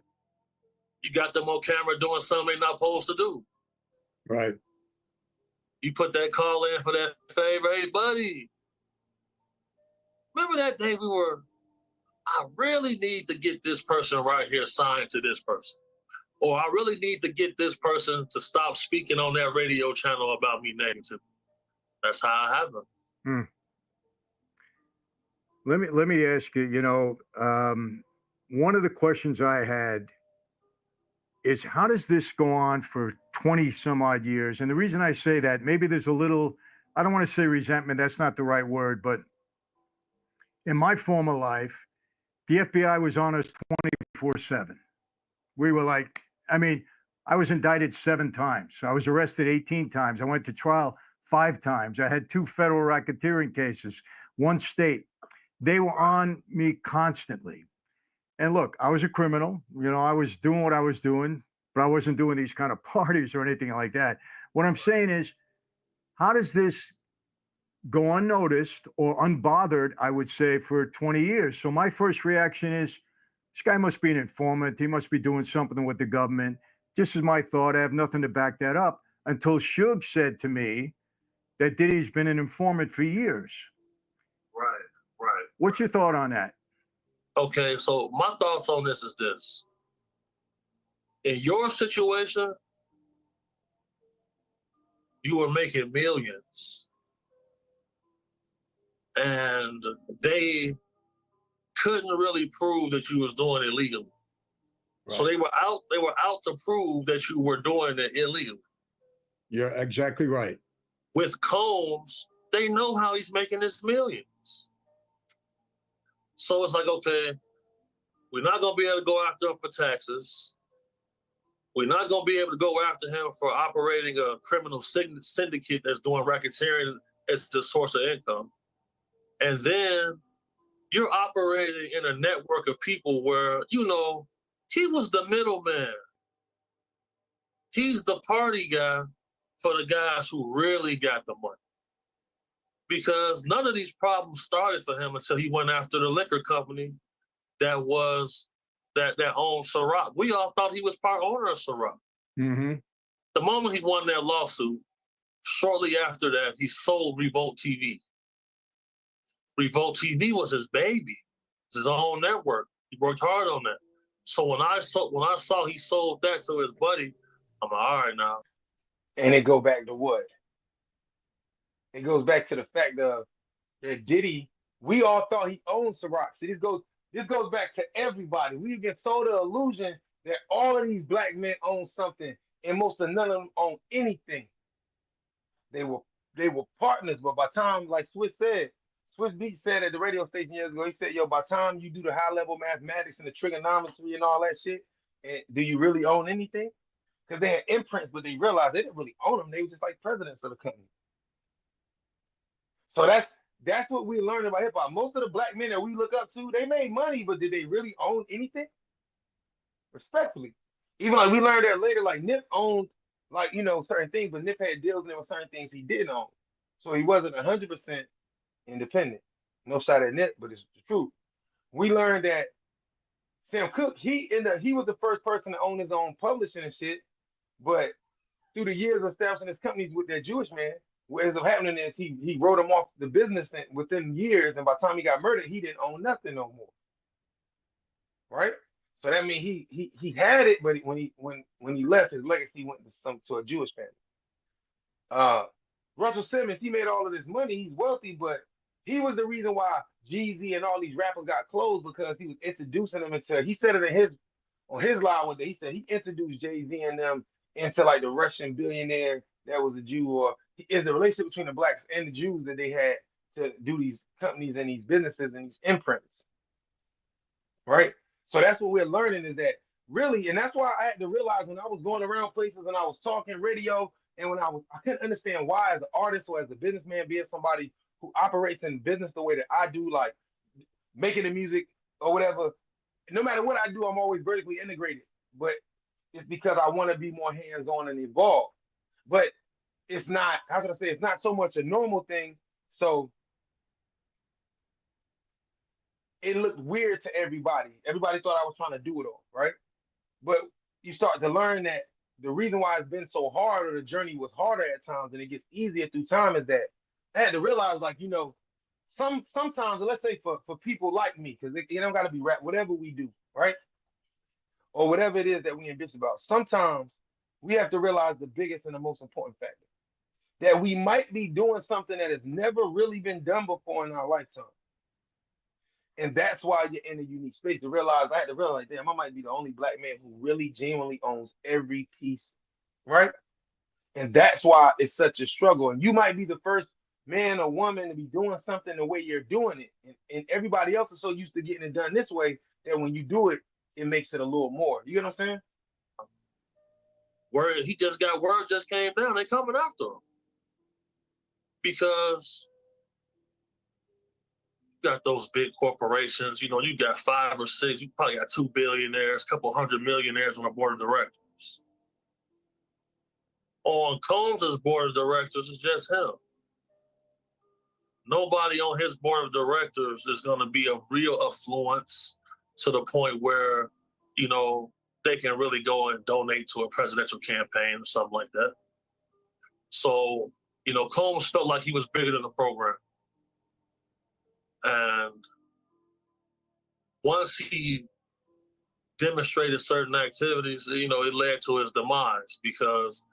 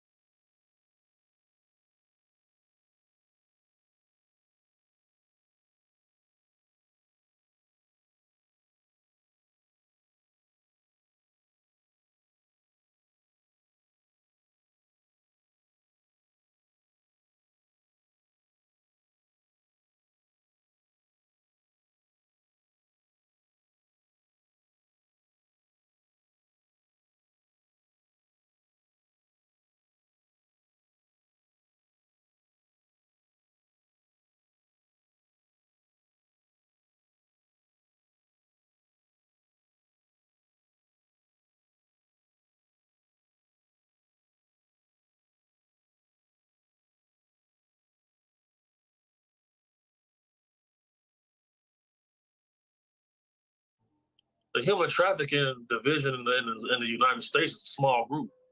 Yeah. So that's why after Combs went down, you seen the guy Reeves from Abercrombie. You see what happens down in by Disneyland. They working hand in hand with other groups of law enforcement to combat this. It's $11 billion a year. Yeah. People want to blame the majority of it on the 5% of celebrity culture. It's not. That's not the majority that's making the purchases. You can sell a kilo one time. You can sell a kid 100 times.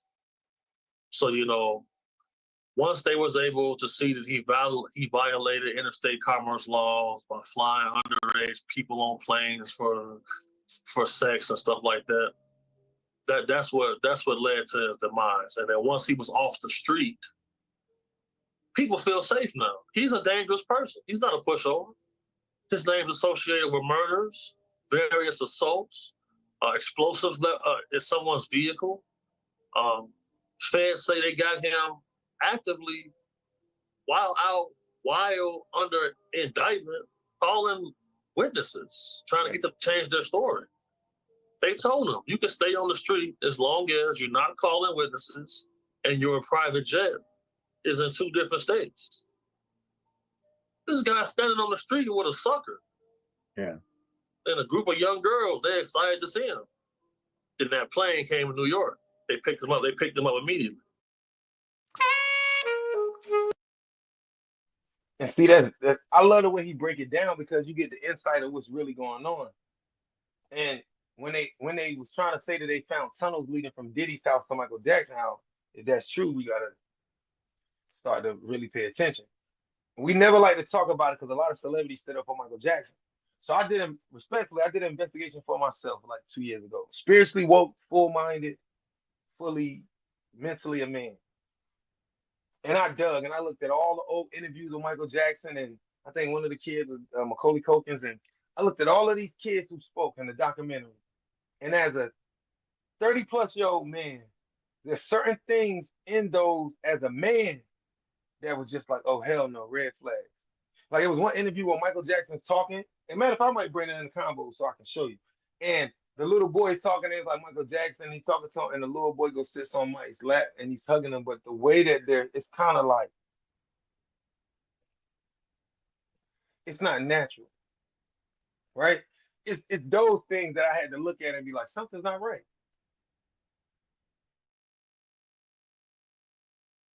So you think he's going to cooperate? You think he's going to give up some of these big names?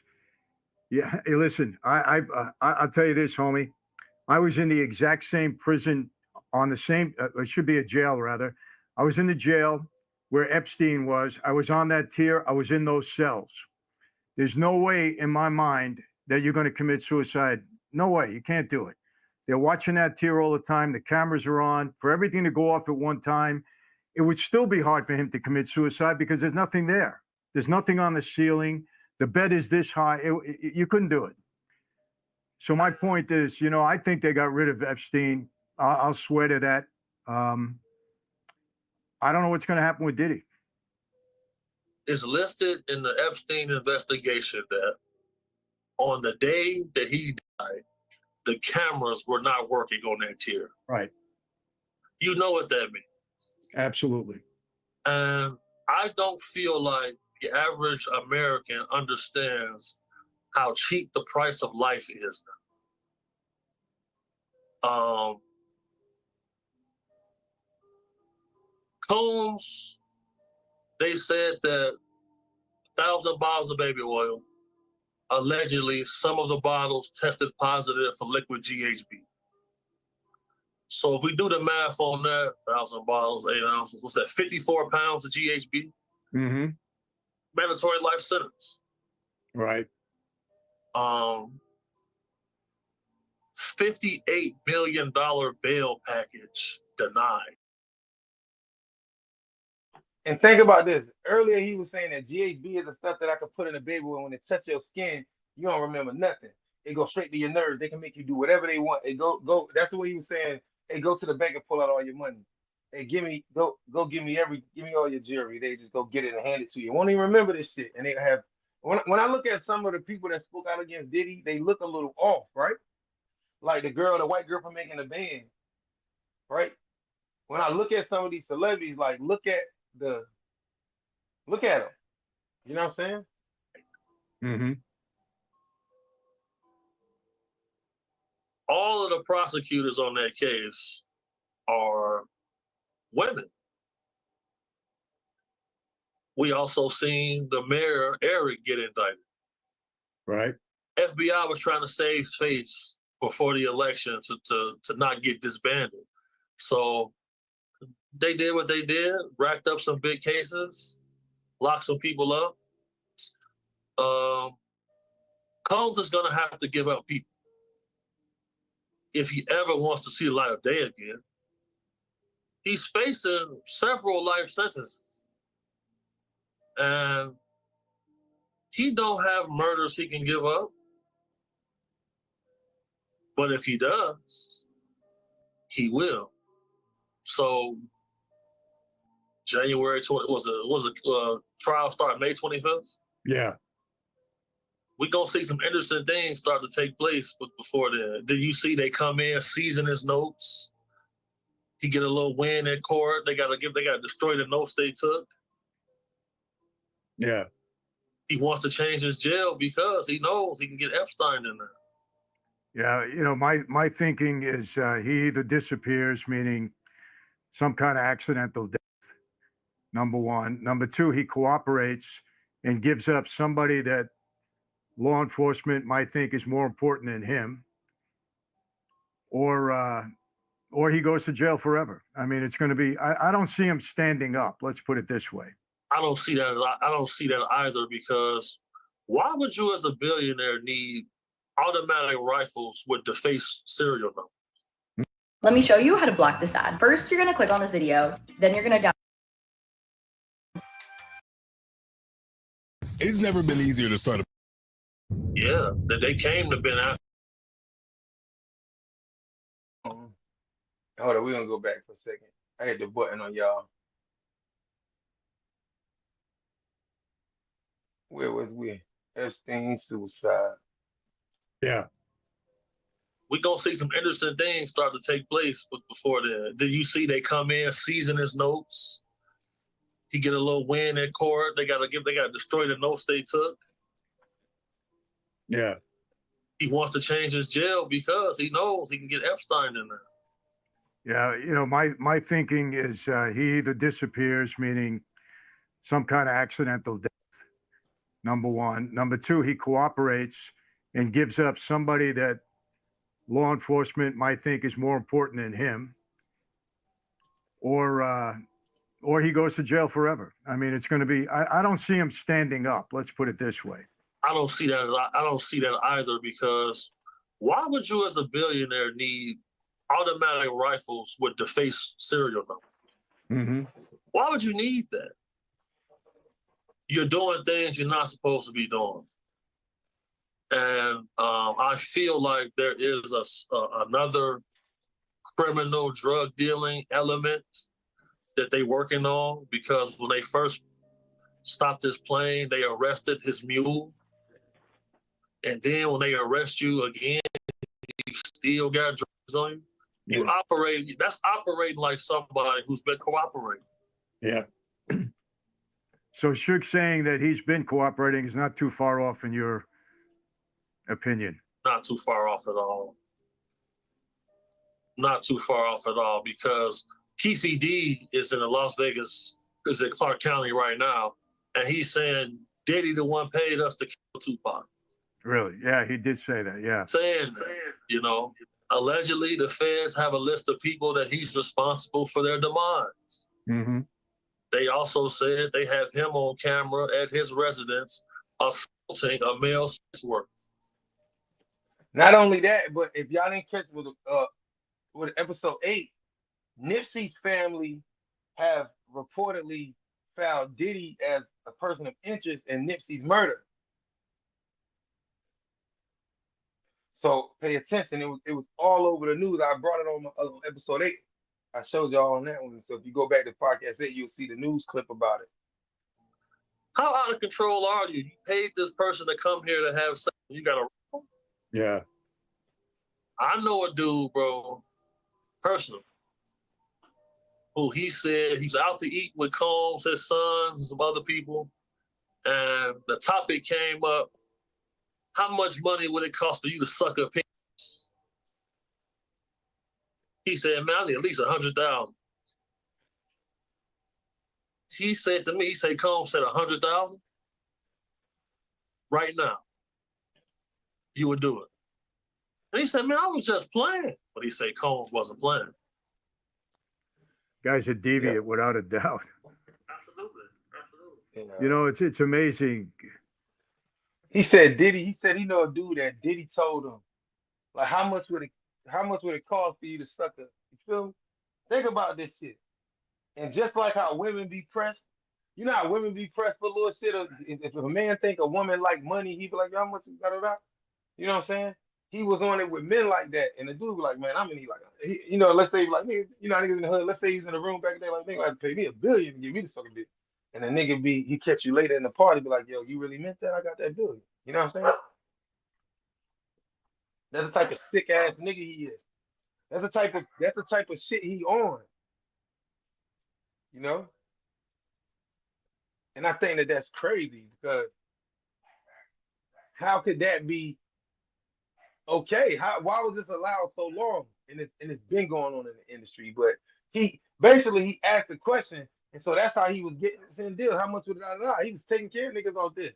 So if you want spiritually in the right place, or you love money, you was God.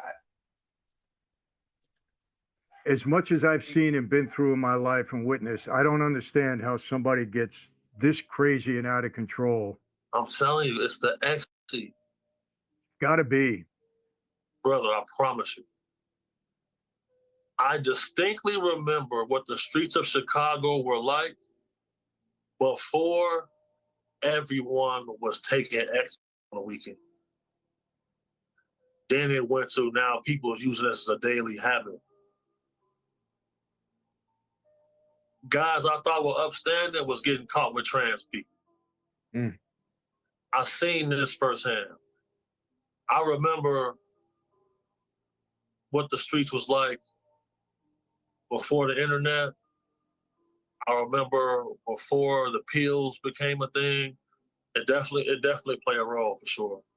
And like, you know, and I always say this, like a man who's not raised with like some sort of gangster principles, only thing he really has to believe in is his wants and needs. You know, being in your position, being in my position, when you want to form a leadership, you know, there's certain things you know you can't do. Because, you know, they call me big homie. You gotta earn that. So, you know, I can't be doing the same thing the little homies is doing. Right. When they in the living room talking to the females, I'm in the room with the door closed because then now the lines get blurred now. Mm-hmm. Are you one of us or are you our leader? That's why when you see Combs, the people that's coming after him was always, everyone's younger than him. Listen to what he just said. It's so important what he just said. I'm gonna drag this back. You know, there's certain things you know you can't do. Or the pills became a thing. It definitely played a role for sure. And like, you know, and I always say this, like a man who's not raised with like some sort of gangster principles, only thing he really has to believe in is his wants and needs.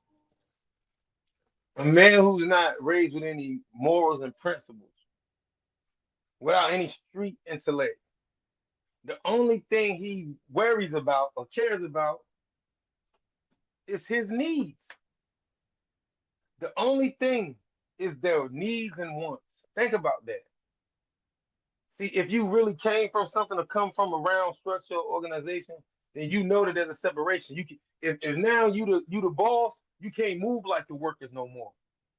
And even though some people was like, man, like you be down to earth, but if you the boss and you chilling with the workers and you be too down to earth with them, they're gonna start looking at you like, hey, cool. They're gonna start your power leaks, unfortunately.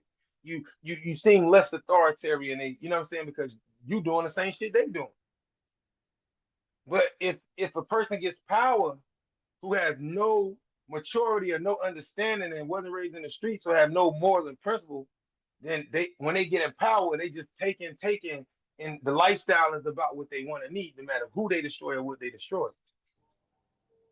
You know, being in your position, being in my position, when you want to form a leadership, you know, there's certain things you know you can't do. Because, you know, they call me big homie. You gotta earn that. So, you know, I can't be doing the same thing the little homies is doing. Right. When they in the living room talking to the females, I'm in the room with the door closed, because then now the lines get blurred now. Mm-hmm. Are you one of us or are you our leader? That's why when you see Combs, the people that's coming after him was always, everyone's younger than him. There's nobody older than him. The people who could have really combated him have died under strange circumstances. You know, this is the only industry we see where people have interns. They'll come work for years for free for the thought of having a big career. You're not gonna be an intern at Walmart. Yeah. It's all about taking advantage of people. That's why I've been going back and forth. So the music industry, and I want to make this clear. And I want to make this clear. Because for years, all the arguments about certain things, I want people to understand this. The business is designed for predators to take advantage of preying people's dreams. This is how hip hop and music is established, right? And a lot of the get into what they call a game, right? This is not a game about talent or about how good you are or what you do, right? It's a game about secrets and favors and shit like that, right? What he just said is so important that we all need to understand, right? And that's why I'm even bringing it back just a slight bit, because I just want him to say it. Changing gears a little bit. R. Kelly, you grew up with him, right? See, where people have interns. They'll come work for years for free for the thought of having a big career. It's the only business where people come and intern for free. So he was saying it's the business where you take advantage on all levels. He coming up, he fucked up financially. Look, when they see you down and messed up, it was some movie I watched on TV yesterday that reminded me of this. It was on some station. I actually sat down and watched TV. It was on. I thought it was a low budget movie, but the point was it was a dude. Maybe I know that he was a dancer. He got dreads, right? And when he was young, I guess his uncle used to molest him and like handcuff him to the bed and shit. Crazy movie. So as he got older, he was a dancer. So, you know, he was dealing with the trauma mentally. They kept showing you what he'd been through. So he kind of kept to himself, but he was a dancer. Like, you know what I'm saying? Wasn't flamboyant or gay. He was a dancer, right? So he ended up getting invited. He was trying to get into this big program of school for dancing, but this girl that introduced him to this guy who worked at the school or worked at the place he was trying to get into was like, look, man, this is a place where you got all these kids, and you know, how about you come and meet the kids? So he goes there and he tells the dude, like, look, I got all of these kids from the city. Even though you're trying to dance and get known, you being the instructor helping all these kids to get you known way faster because you know all the kids and they look up to you than you actually just doing that. So he was like, true. So he go in and he work with the kids and he become like one of the best dance instructors there, right? And so one night he takes him home, the guy, right? And he gives him some money. And he was like, good. And the guy said, I needed this. I got to tell my sister, he's staying with his sister and her brother-in-law, and I need to give him some money. But when he take him out, when they go out, when they driving, the dude drive him in the middle of a parking lot. And I thought that was weird. And he was like, yeah, you know, sometimes in life, to get what you need, right? And to be successful, you got to do things you don't want to do. You know what I'm saying? To get the things you want to do. And I'm like, is bro really on that? So he basically told him while he was talking to him, he like kept grabbing his neck and his face and shit. And then dude just kind of sitting there like, and so then he go to put his hands down his pants and the camera shift and it show him getting out the car. And then it show him with like his face, you know what I'm saying? With his, like, he got a bloody nose and bro walk off. But the point was, he was going to use the money and the positioning of what he could or what he did for him to get what he wanted out of him, even though dude was married with a wife. So in businesses, we talking about this on a small level, bosses who got jobs, they hire girls or women to hire men just to sleep with them. Or if they be like, yo, I'm gonna get her because if she want to grow, or something, they realize that they want growth and they trying to do better because they got kids with it. But in the music industry is the only place where you can intern for somebody and not get paid. So this, I want you to understand, interning is deep. It's a lot of rap niggas who interning and don't know they interning. It's a lot of rappers who are on labels and doing stuff, and you basically interning because you rapping and you work for free. Now, if you smart, if you're a manager, because the other thing is you can't go to school to learn the business of hip hop. You got to get in the field. That's why internship is so important. But I want to remind you on local levels and on state levels, when we hear groups that's together and you have people, they fall out with each other, and they be like, man, that nigga won't pay me, trying to tell me what to do. Motherfuckers up there sitting with Diddy and all of these billionaire niggas working for free to get the opportunity to be in the rooms to work with them, not realizing that their dreams is being manipulated because the whole time they in the room showing their talent, they looking for something else. They know you got talent, so they ain't like they don't want the talent, but they know talent. They want this the other things. So just like a rich person, a billionaire, he wants what he wants. He's so used to going to a place seeing girls, he can have what he wants.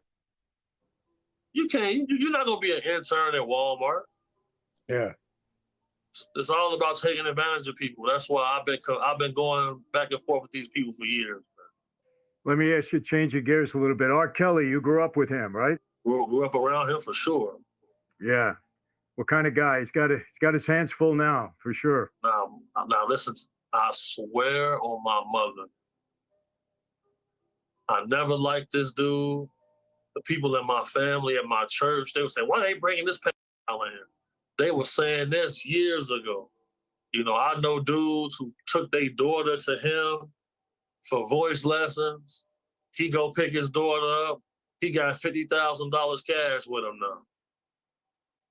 That's the thing, bro. Like, these people all were getting enabled in different areas. You know, like, in my family, people knew. When they come to my little cousins, my aunties, and them, like, man, it's gonna be heinous consequences for you if you decide that you want to try to oppress any of these people right here. These guys, they hiring security, they feel invincible.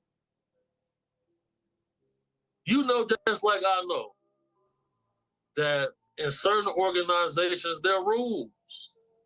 And I heard you say something before that you say, they'll never get me in a room again. These guys don't have that. Nobody can call them into a room. Mm-hmm. And it could be graveyard consequences. They don't have that. Yeah. Now operate underneath that, and they got unlimited money, and everybody want to be a celebrity. Yeah, the problem, homie, they're not accountable to anybody but themselves.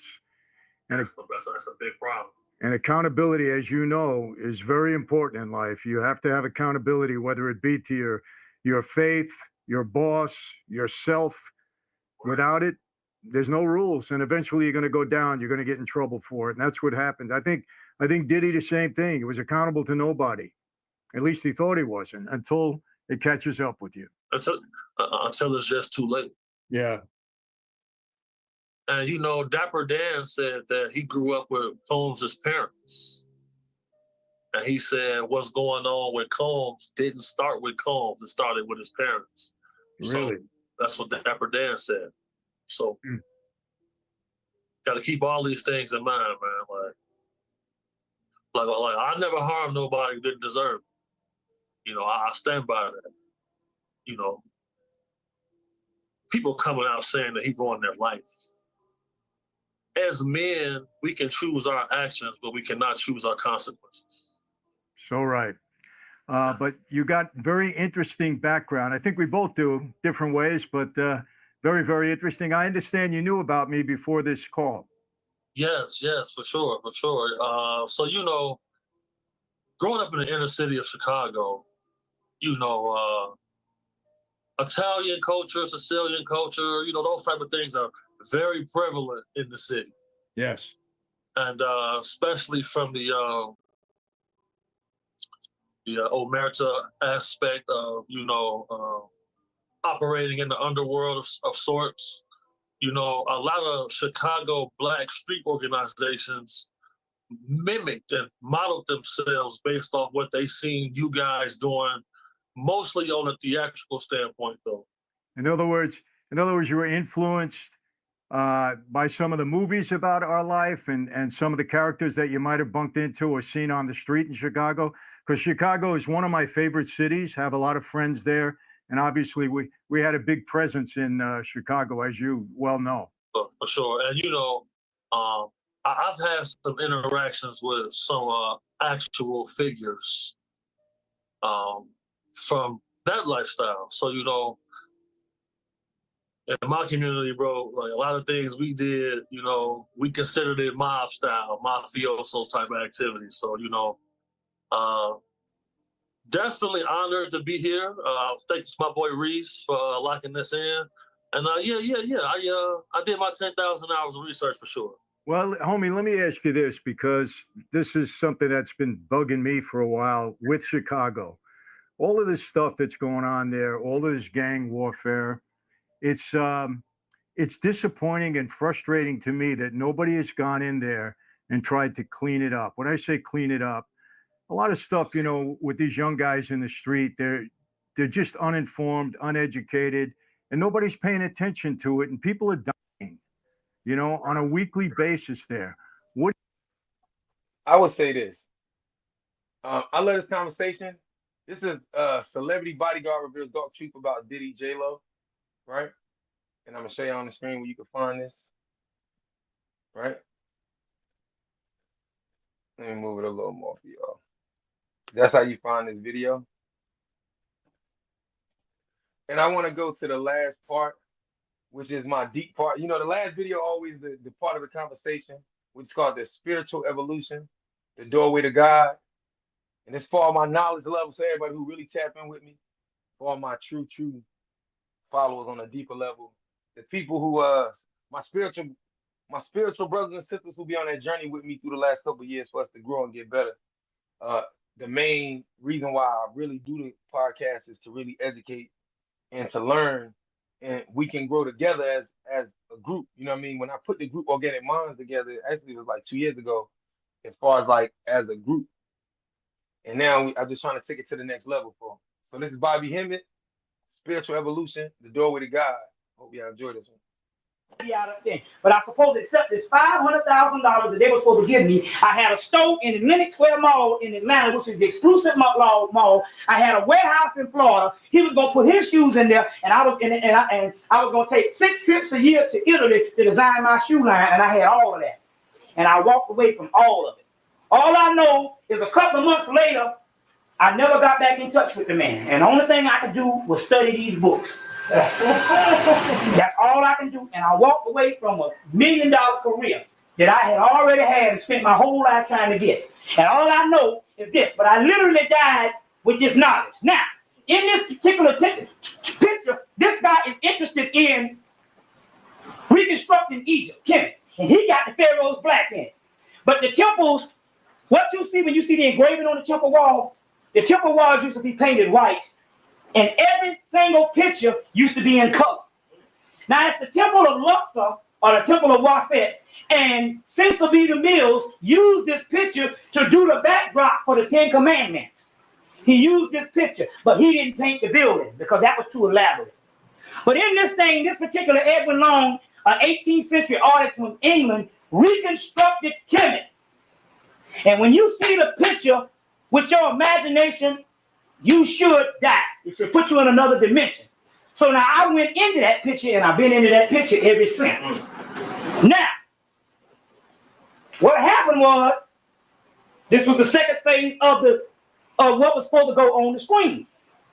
It's a reconstruction of ancient Kemet. And then what happened was, when he got back to England, in order to sell the picture, one guy said, I'll pay you so much money, and he had to put the damn Hebrews in there as a biblical screen. But if you look at that, you can clearly see that he had to paint them in, because behind them is the black pharaohs. But he painted in these damn brown-looking Hebrews, because it's called Israel and Egypt. That's how he had to sell the picture. But anyway, I saw this picture. Now, this is the second page to the actual to the actual drama. I know that I got to go back to Kemet because I know that's the last time that we saw a world that we built, even though it's physical, we saw a world that we built that's greater than anything the white man ever built. But that's the last time we had something that we built and it could change the consciousness of black people overnight. So I go through these series of tests. They take me in this room. I lose weight. I gain these nice, firm body. I grow some dreads. I grow some dreads or the braids. They give me this damn skirt like the Egyptians, and I'm hooked up with the false beard and everything. Now, remind you, this is 1988 to 1990 when the story is completed. All of a sudden, I'm supposed to be transported back in time, and they send me this spaceship. This spaceship is called a Kemetic Lady Kefra. You're going to be really blown away by this. Just going to press this and see what it gives us.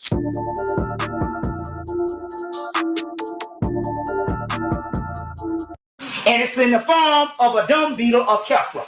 It's a spaceship that's built in the form of Kefra, but it doesn't have the wings out. It looks like a scarab. It looks like a scarab. Right. It's called the Kemetic Lady Kefra, and it's this spaceship. So now I get on the doggone spaceship, and I'm supposed to be transported back to Kemet. I go through all these initiations. So spaceship takes off. Everybody in the world now is watching this screen. You can't miss it. White people and black people. Black people, it's going to be a resurrection, and white people, it's going to be a judgment. Now the story gets real good. All right, brother. It amazes me when I tell it, because it ain't coming from me. It's coming from the God. Okay. That's why it brings tears to my eyes when I used to tell it, because it's not me. If it was what I made up, I could control it. Now, I go back to Kemet. When I get back to Kemet, I'm hoping to get off the ship and see something of what it used to look like. Okay? Because you know the pyramid was all in white limestone, and they used to shine with the star and all that. If you get the Earth, Wind, and Fire album cover, all in all, that's what the pyramids used to look like before the Arabs took the pillar cases off and built Cairo with it. Right. Okay, and took the black granite of the capstone and put it in the museum there. But you know that capstone, that granite, like I told you, ain't found but one place in the world, Stone Mountain, Georgia. That's where the granite is found. The Rosicrucians, white Rosicrucians tell you that. They also say the white man was an experiment and the spaceships was coming back to clean them up. Now, I go back and I step off the ship. Oh, we gotta stop right there. See, Bobby Deep, he was talking about this shit in the 80s when people weren't even on this type of time. Bobby on a different level with this metaphysical. I always get out of sources. Right? And did you pay attention to what he said, though? White Rosicrucians tell you that. They also say the white man and put it in the museum there. But you know that capstone, that granite, like I told you, ain't found but one place in the world, Stone Mountain, Georgia. That's where. Remember, I tell y'all all the time, and whether people believe me or not, that I started realizing on my own research that America, it might be older than Africa. As far as like the structures, that's why they're so old. They look like mountains of dirt built over these things. Like the earth has taken it back. In the mounds, the oldest pyramid on earth is in America. The second oldest, they say the other oldest pyramid on earth is in South America. Right? But he's telling you that granite that's on top of the pyramids is true. They used to be, the pyramids used to have, it used to be like a white limestone on top of the limestone we see. Right? So it shined. And then on top of it, it was that black granite, right? It has a magnetic or certain principles to it.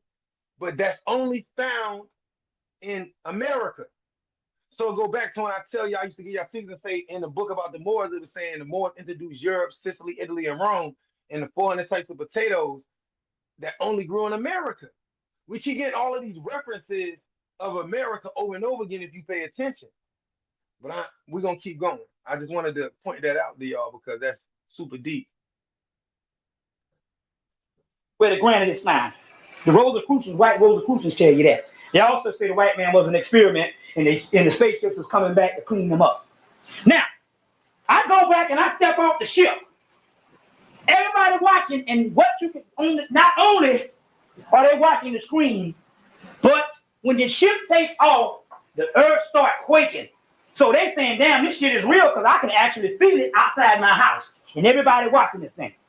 So I step off the ship. And when I get off the ship, I'm looking at the old, rundown, dilapidated pyramids.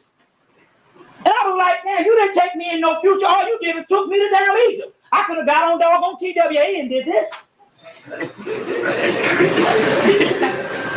You know what I'm saying? I see some Arabs and some fucking camels, excuse me. I see some, you know, a whole bunch of desert. And then this colonnade comes up. For those of you who don't know what a colonnade is, if you go and you see this thing in Paris with the cars drive on them, you know what a colonnade is. They had those in Egypt or Kemet. Colonnades. This colonnade comes up. And it's got two mahogany doors. And they got a doggone chain on it. But around the colonnade is still, I say, but around the colonnade is still old rundown Egypt. But I try to go around the colonnade because the doors are locked and this force field is holding me back. So I can't even get through there. All right. Just then, I'm walking around saying, dang, all of this, and I'm in Egypt, and the only thing that came up out of the ground is this colonnade, and I can't get through. And what am I getting through to? The same old rundown pyramids. And just then, I see this slave running from the slave master.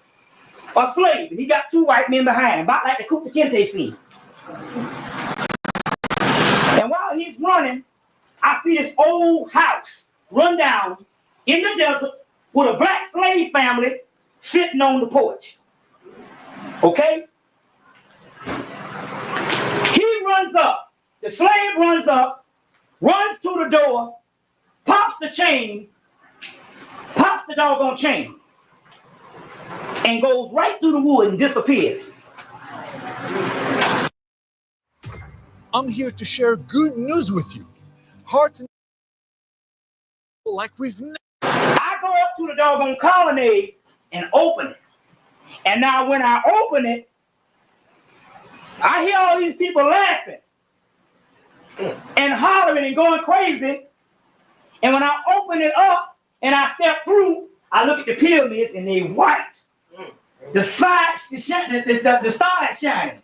And these Egyptians who had been waiting to see what I was going to get through is jumping all up and down, and they all up in the garb and the dress. And I see this miraculous place. I break down and start crying. They pick me up on the shoulder and start marching me into Kemet. I supposed to be going to see the Pharaoh. Because all I can see the temple of Luxor, this grand place that's beautiful. I look back behind the colonnade and I see the doggone slave. He's back that way now. And I see the black people on the porch. They clapping. This is slave. They clapping and they crying. I'm all up in the air, and these Egyptians who've been waiting for me to get to the other side is like, welcome home. You a slave coming back. Now, mind you, the stories are not about me. The stories are drama going on, but all of you are seeing this around the damn world. And you can imagine what's going on. Because these big screens are everywhere. You understand what I'm saying? And everybody's seeing it. Even white people. Now, they're going to take me to the doggone Pharaoh. I go up to the temple of Luxor, and the Pharaoh is sitting outside, or he's seated outside. So I'm getting closer to the Pharaoh. You know, I stopped crying. I'm getting closer to the Pharaoh.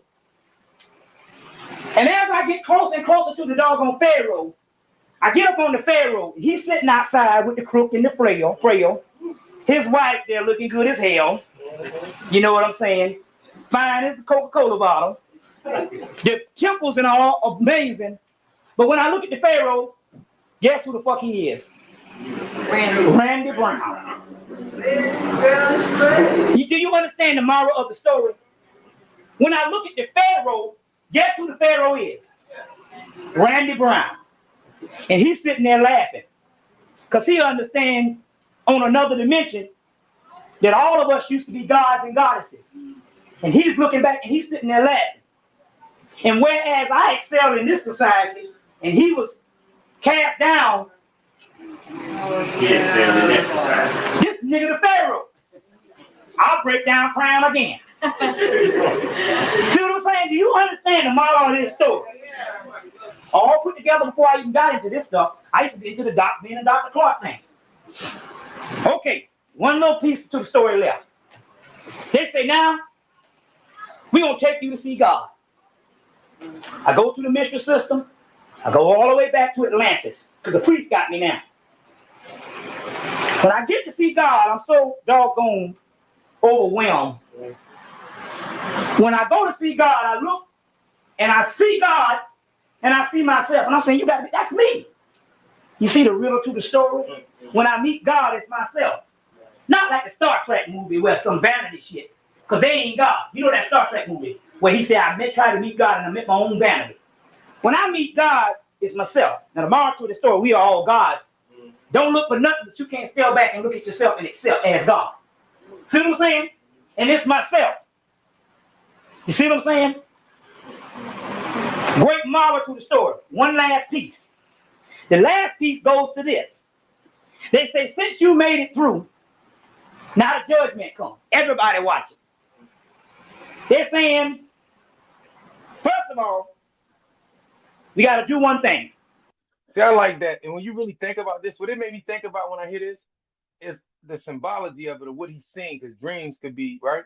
And it's saying that when he got there, like imagine getting there and they're going to take you to go see God, and you get in a room and you see yourself, right? So like how you said earlier, imagine in the reality we live in, this existence of you, you know, you are who you are in this realm of you. But there's a when you go to the highest form of you, you're a God somewhere. So you're a God living a human experience on this realm.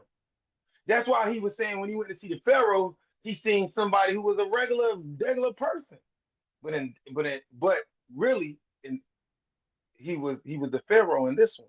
So it's saying that it's almost as that you define your own reality, but that's why I say, man, know thyself. The Bible says, ye are gods, right? You got to think about these things. That's why I love when people give you their true visions and expressions, and you have to be open-minded enough to try to see what did it make you think about? You got a choice. Number one, in order, because the whole reason why I even went on the whole doggone escapade in the first place in the journey was the sun went black and I had to go after the sun to get the sun back to the earth. And everybody was looking at me to see can I get the sun back, including white people. They said the only way the sun can come back, you got to choose. There's got to be a race that's eliminated off the earth. And you got to choose which one it is. Well, of course, you know which one I'm going to choose, goddammit. You know that. They say, well, you can do this. You can go back and wait for us to come, or you can make the choice, because our choice is the same as you. You know who we're going to pick. But with you, you can make a choice, or you can't make a choice. You can save them for the time being. Or you can go back and risk being killed because they're going to try to neutralize you because they say you might have the opportunity to choose again. There's a good chance you might not get killed, but it's a good chance you will. And knowing the beast, your ass is done for. You understand what I'm saying? So naturally, you know what I got to do.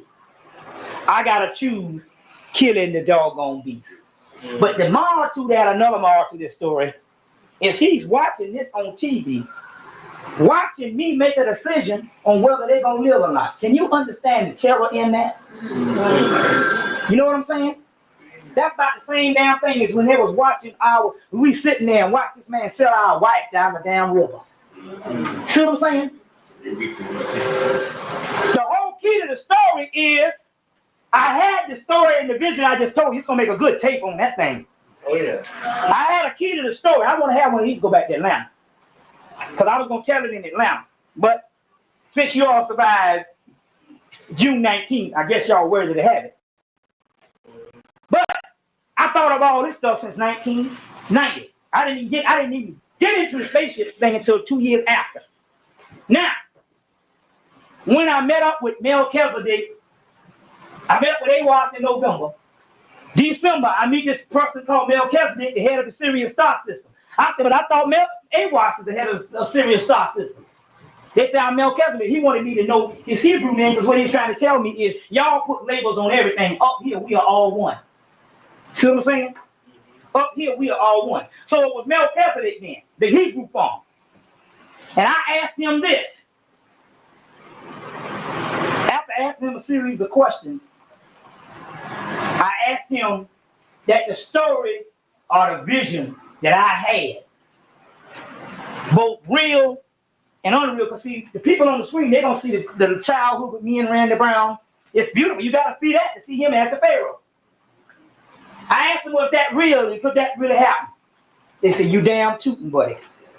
You doggone right it can happen. That's what the whole thing is all about. So what the basis to all of this is, everything that you waiting on is in your mind. Remember on the Wizard of Oz, they say you had the power to go home all the time. It was all in your head. You see what I'm saying? So when I went up on the finish line, I said, am I going to rise? My Kundalini going to rise? They say if you wanted to or if you ready. So the whole key is this. Now, get to the last part of this particular thing. Because I guess we can just end this thing or you want to go on or whatever. Go on. You go on, yeah. Go on. Okay. I go to Jacksonville, Florida.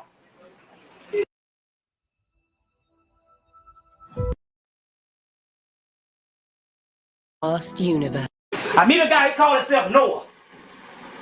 They say, but he dealing with an ego problem, but he was hooked up on the Noah thing, because he told me some things about myself. I said, oh yeah, you hooked up. He said, brother, you got a mothership coming here in September. Got a mothership coming in September. I said, okay, cool. Thunderdog is in communication with a brother named John Tillman. And Thunderdog told him last week that there's a mothership, he said in Jacksonville, guy said one coming in Jacksonville, told him last week a mothership is coming in September in Atlanta. I guess one coming to New York. They said, but there's only one problem.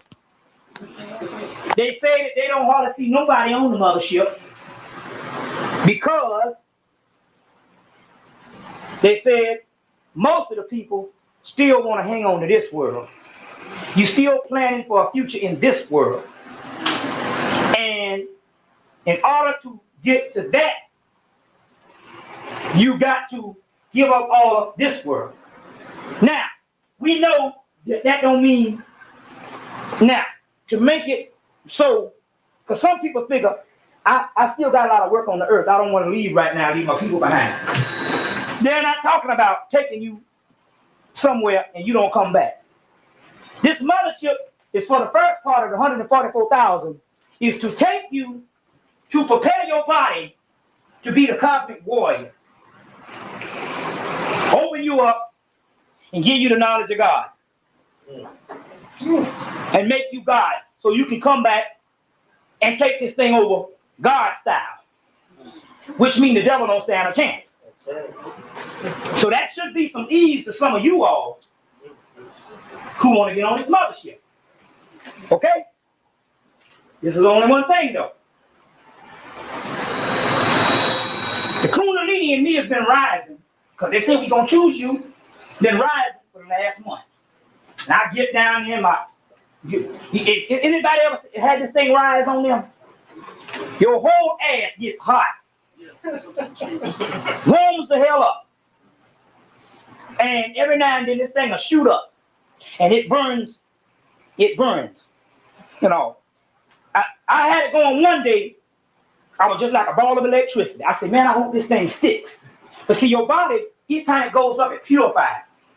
Because some of your body could not take, your cells are not regenerated or in tune. So if it rises all the way up and you can burst into flames, you can blow up. That's what white people are burning up. Spontaneous combustion. They can blow up. There's a whole book put out by School Press about how people burn up, called Fire from Heaven. How you can spontaneously combust. Some of the guys, when they used to take over these bodies and walk in, because I told you they got 72,000 walk-ins where they're walking in these white people's bodies. Some of them used to walk into these bodies and the bodies wasn't right and the whole body just catch on fire.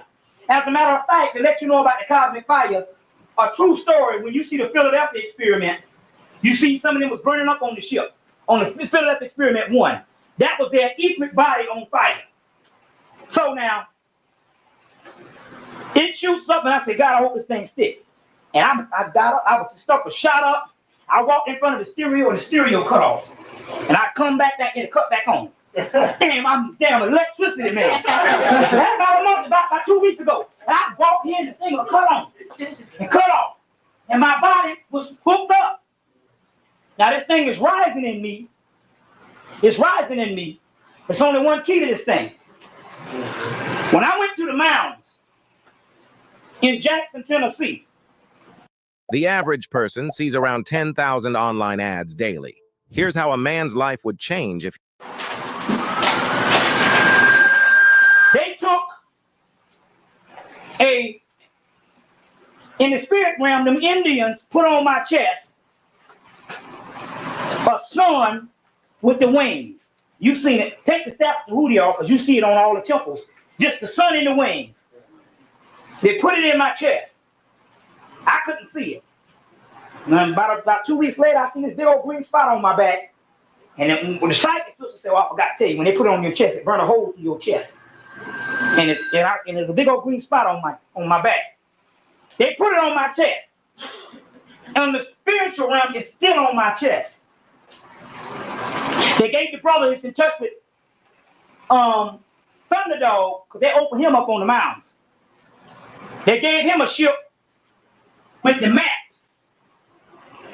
Right? And the reason why they don't come and talk to me, because they say I know everything they're supposed to know.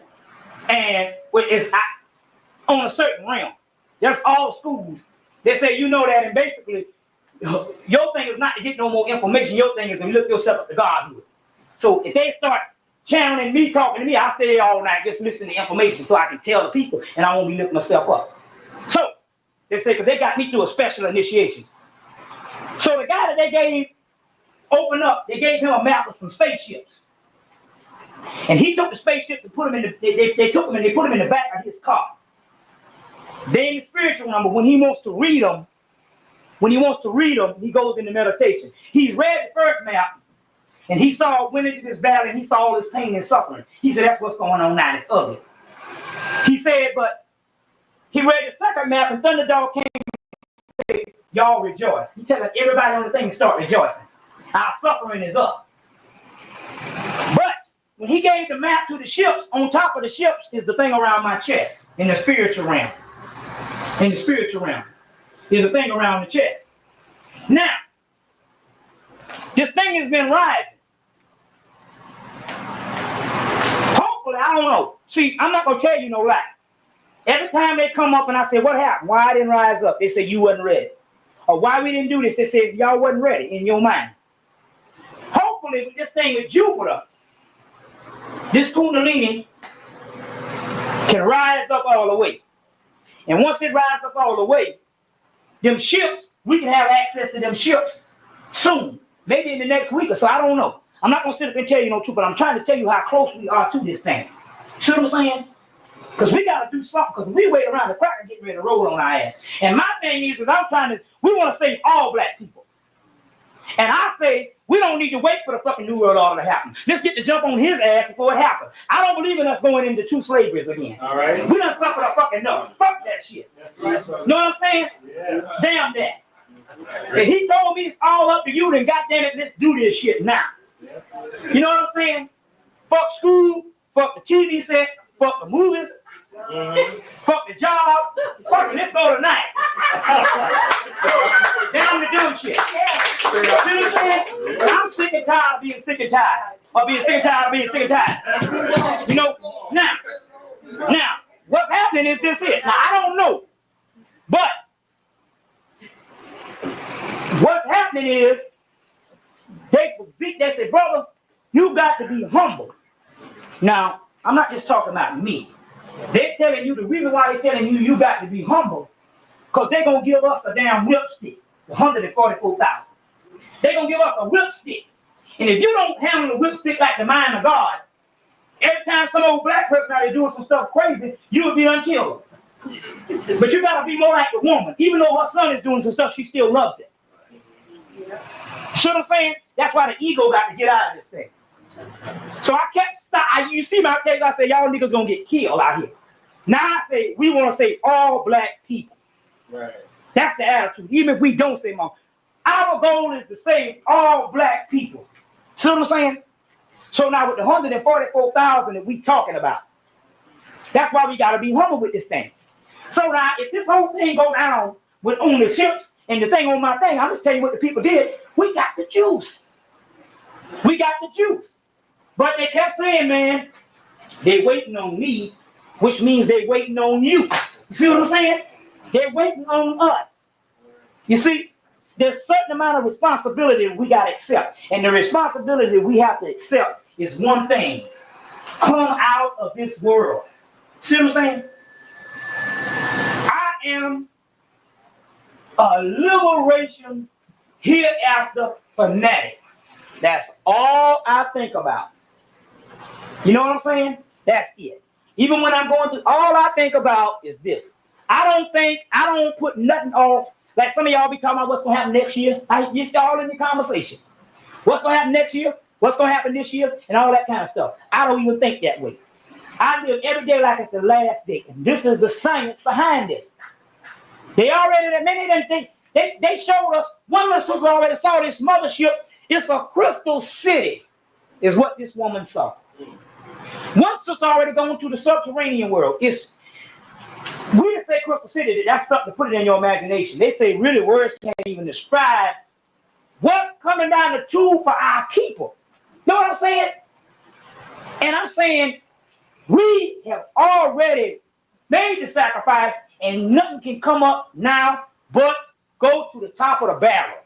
Know what I'm saying? So now I am not going to accept nobody making the road easy for me now with all this other bullshit. Because I want the whole enchilada. You know what I'm saying? I want the whole enchilada.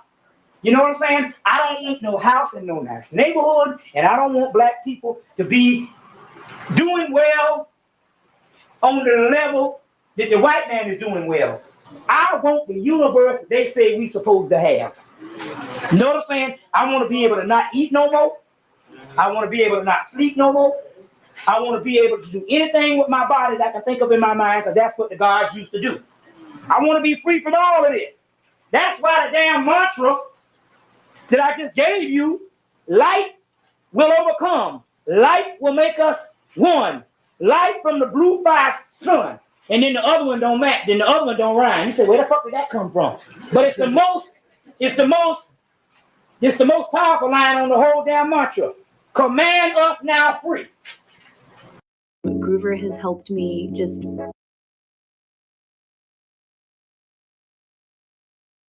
not just free from bondage, they're talking about free from the physical bonds of being limited with the 2 DNA strands.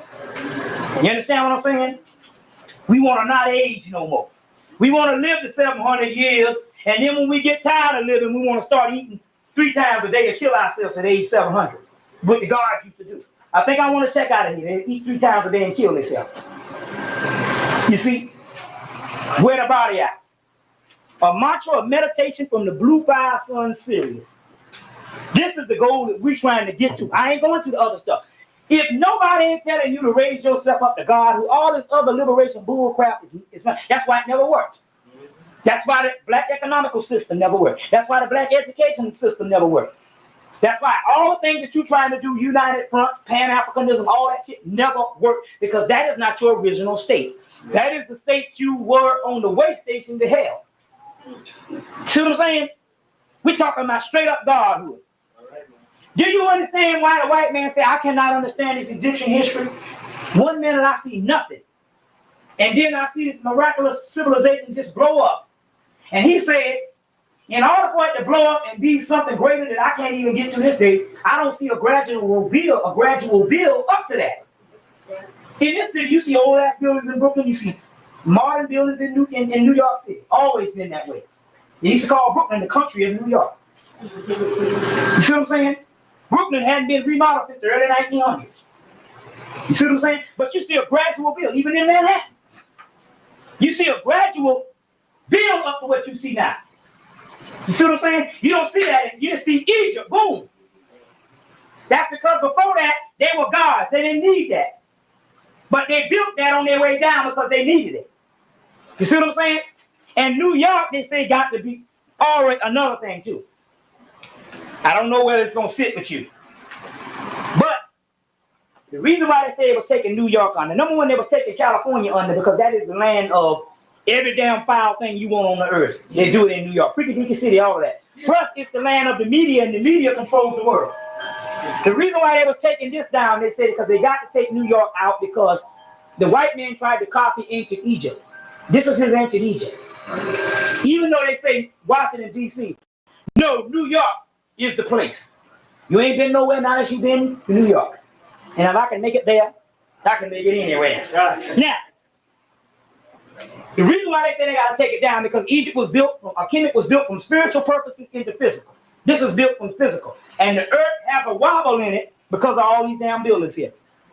So not only do they have to tear down these, they got to tear down Chicago and a lot of other places. You see what I'm saying? The new places in the South got Syriac architects and it's aligned around Syrians. So they'll tear them down later on in the next couple of days. They say this baby here can go anytime. Why? They say they ain't studying y'all niggas up here. Why? They say because black people that's poor and on welfare live better than middle class black people in the damn city. And they say they got black people up here that's got all the land they want in Mississippi, Alabama, Georgia, but they love this rotten hellhole and they won't get out of here. Because the ego, this shit here is the ego land of everything. Because whether you like it or not, y'all love this damn New York City. And the crazy part is they did an experiment about it, and they were saying how a lot of people from New York and New Jersey, they realized, like, it was an experiment done, and they realized that they'll never leave, most people. And it's like, even though we know the environment is crazy and bad, it's like they call New York and New Jersey a prison, but it's New York and New Jersey is a prison of psychiatrists and the people that study. And they said because the difference is it's a prison that has no bars, because even though that most people up top can leave, they never will. And they studied this for a long time, even though they know the environment bad or certain places in California, right? It's a prison, but what they did was the guards of the prison, it's like the study showed that we started to police, and we kind of, in the cities, we start to police and kind of do it to ourselves. So we police ourselves and we get rid of each other. So now they can step back. So that's why I thought it was deep. And he also said that New York was the Egypt of what they built. Listen, he said what they did. See, DC would be where the people come in, the pilgrims came, right? But where they really established themselves and made their wealth was in New York. Like I said, California was everything under the sun. Californication, you know what I'm saying? And you got to think about these lands and the historical and the ancient time and energy in these places. I learned that all of the places, like if you're in Raleigh, where I'm at, North Carolina, then it's called Wake County. What I learned is that the name, you know what I'm saying, is ancient. But the corporation, the county of Wake, you know what I'm saying, these are the things that are important. So I brought this to y'all today to see how y'all feeling. Hopefully y'all enjoyed everything that we did today. You know what I'm saying, episode 10, Organic Minds. I hope y'all enjoyed everything that I was bringing to y'all today. I know early on in the conversation, I was having that serious conversation when it came down to being serious and not being afraid to speak up about how I feel and about when I speak to a lot of men, how they feel about women in our culture today and how it can help and how the mindsets have to change, and not picking, but just speaking on that, but being real about it. Also, you know, we talked about Big Homie, that's his name, Big Homie CC, from Chicago, and what he's seen in Hollywood and at the Diddy parties. And of course, Bobby Hemmett.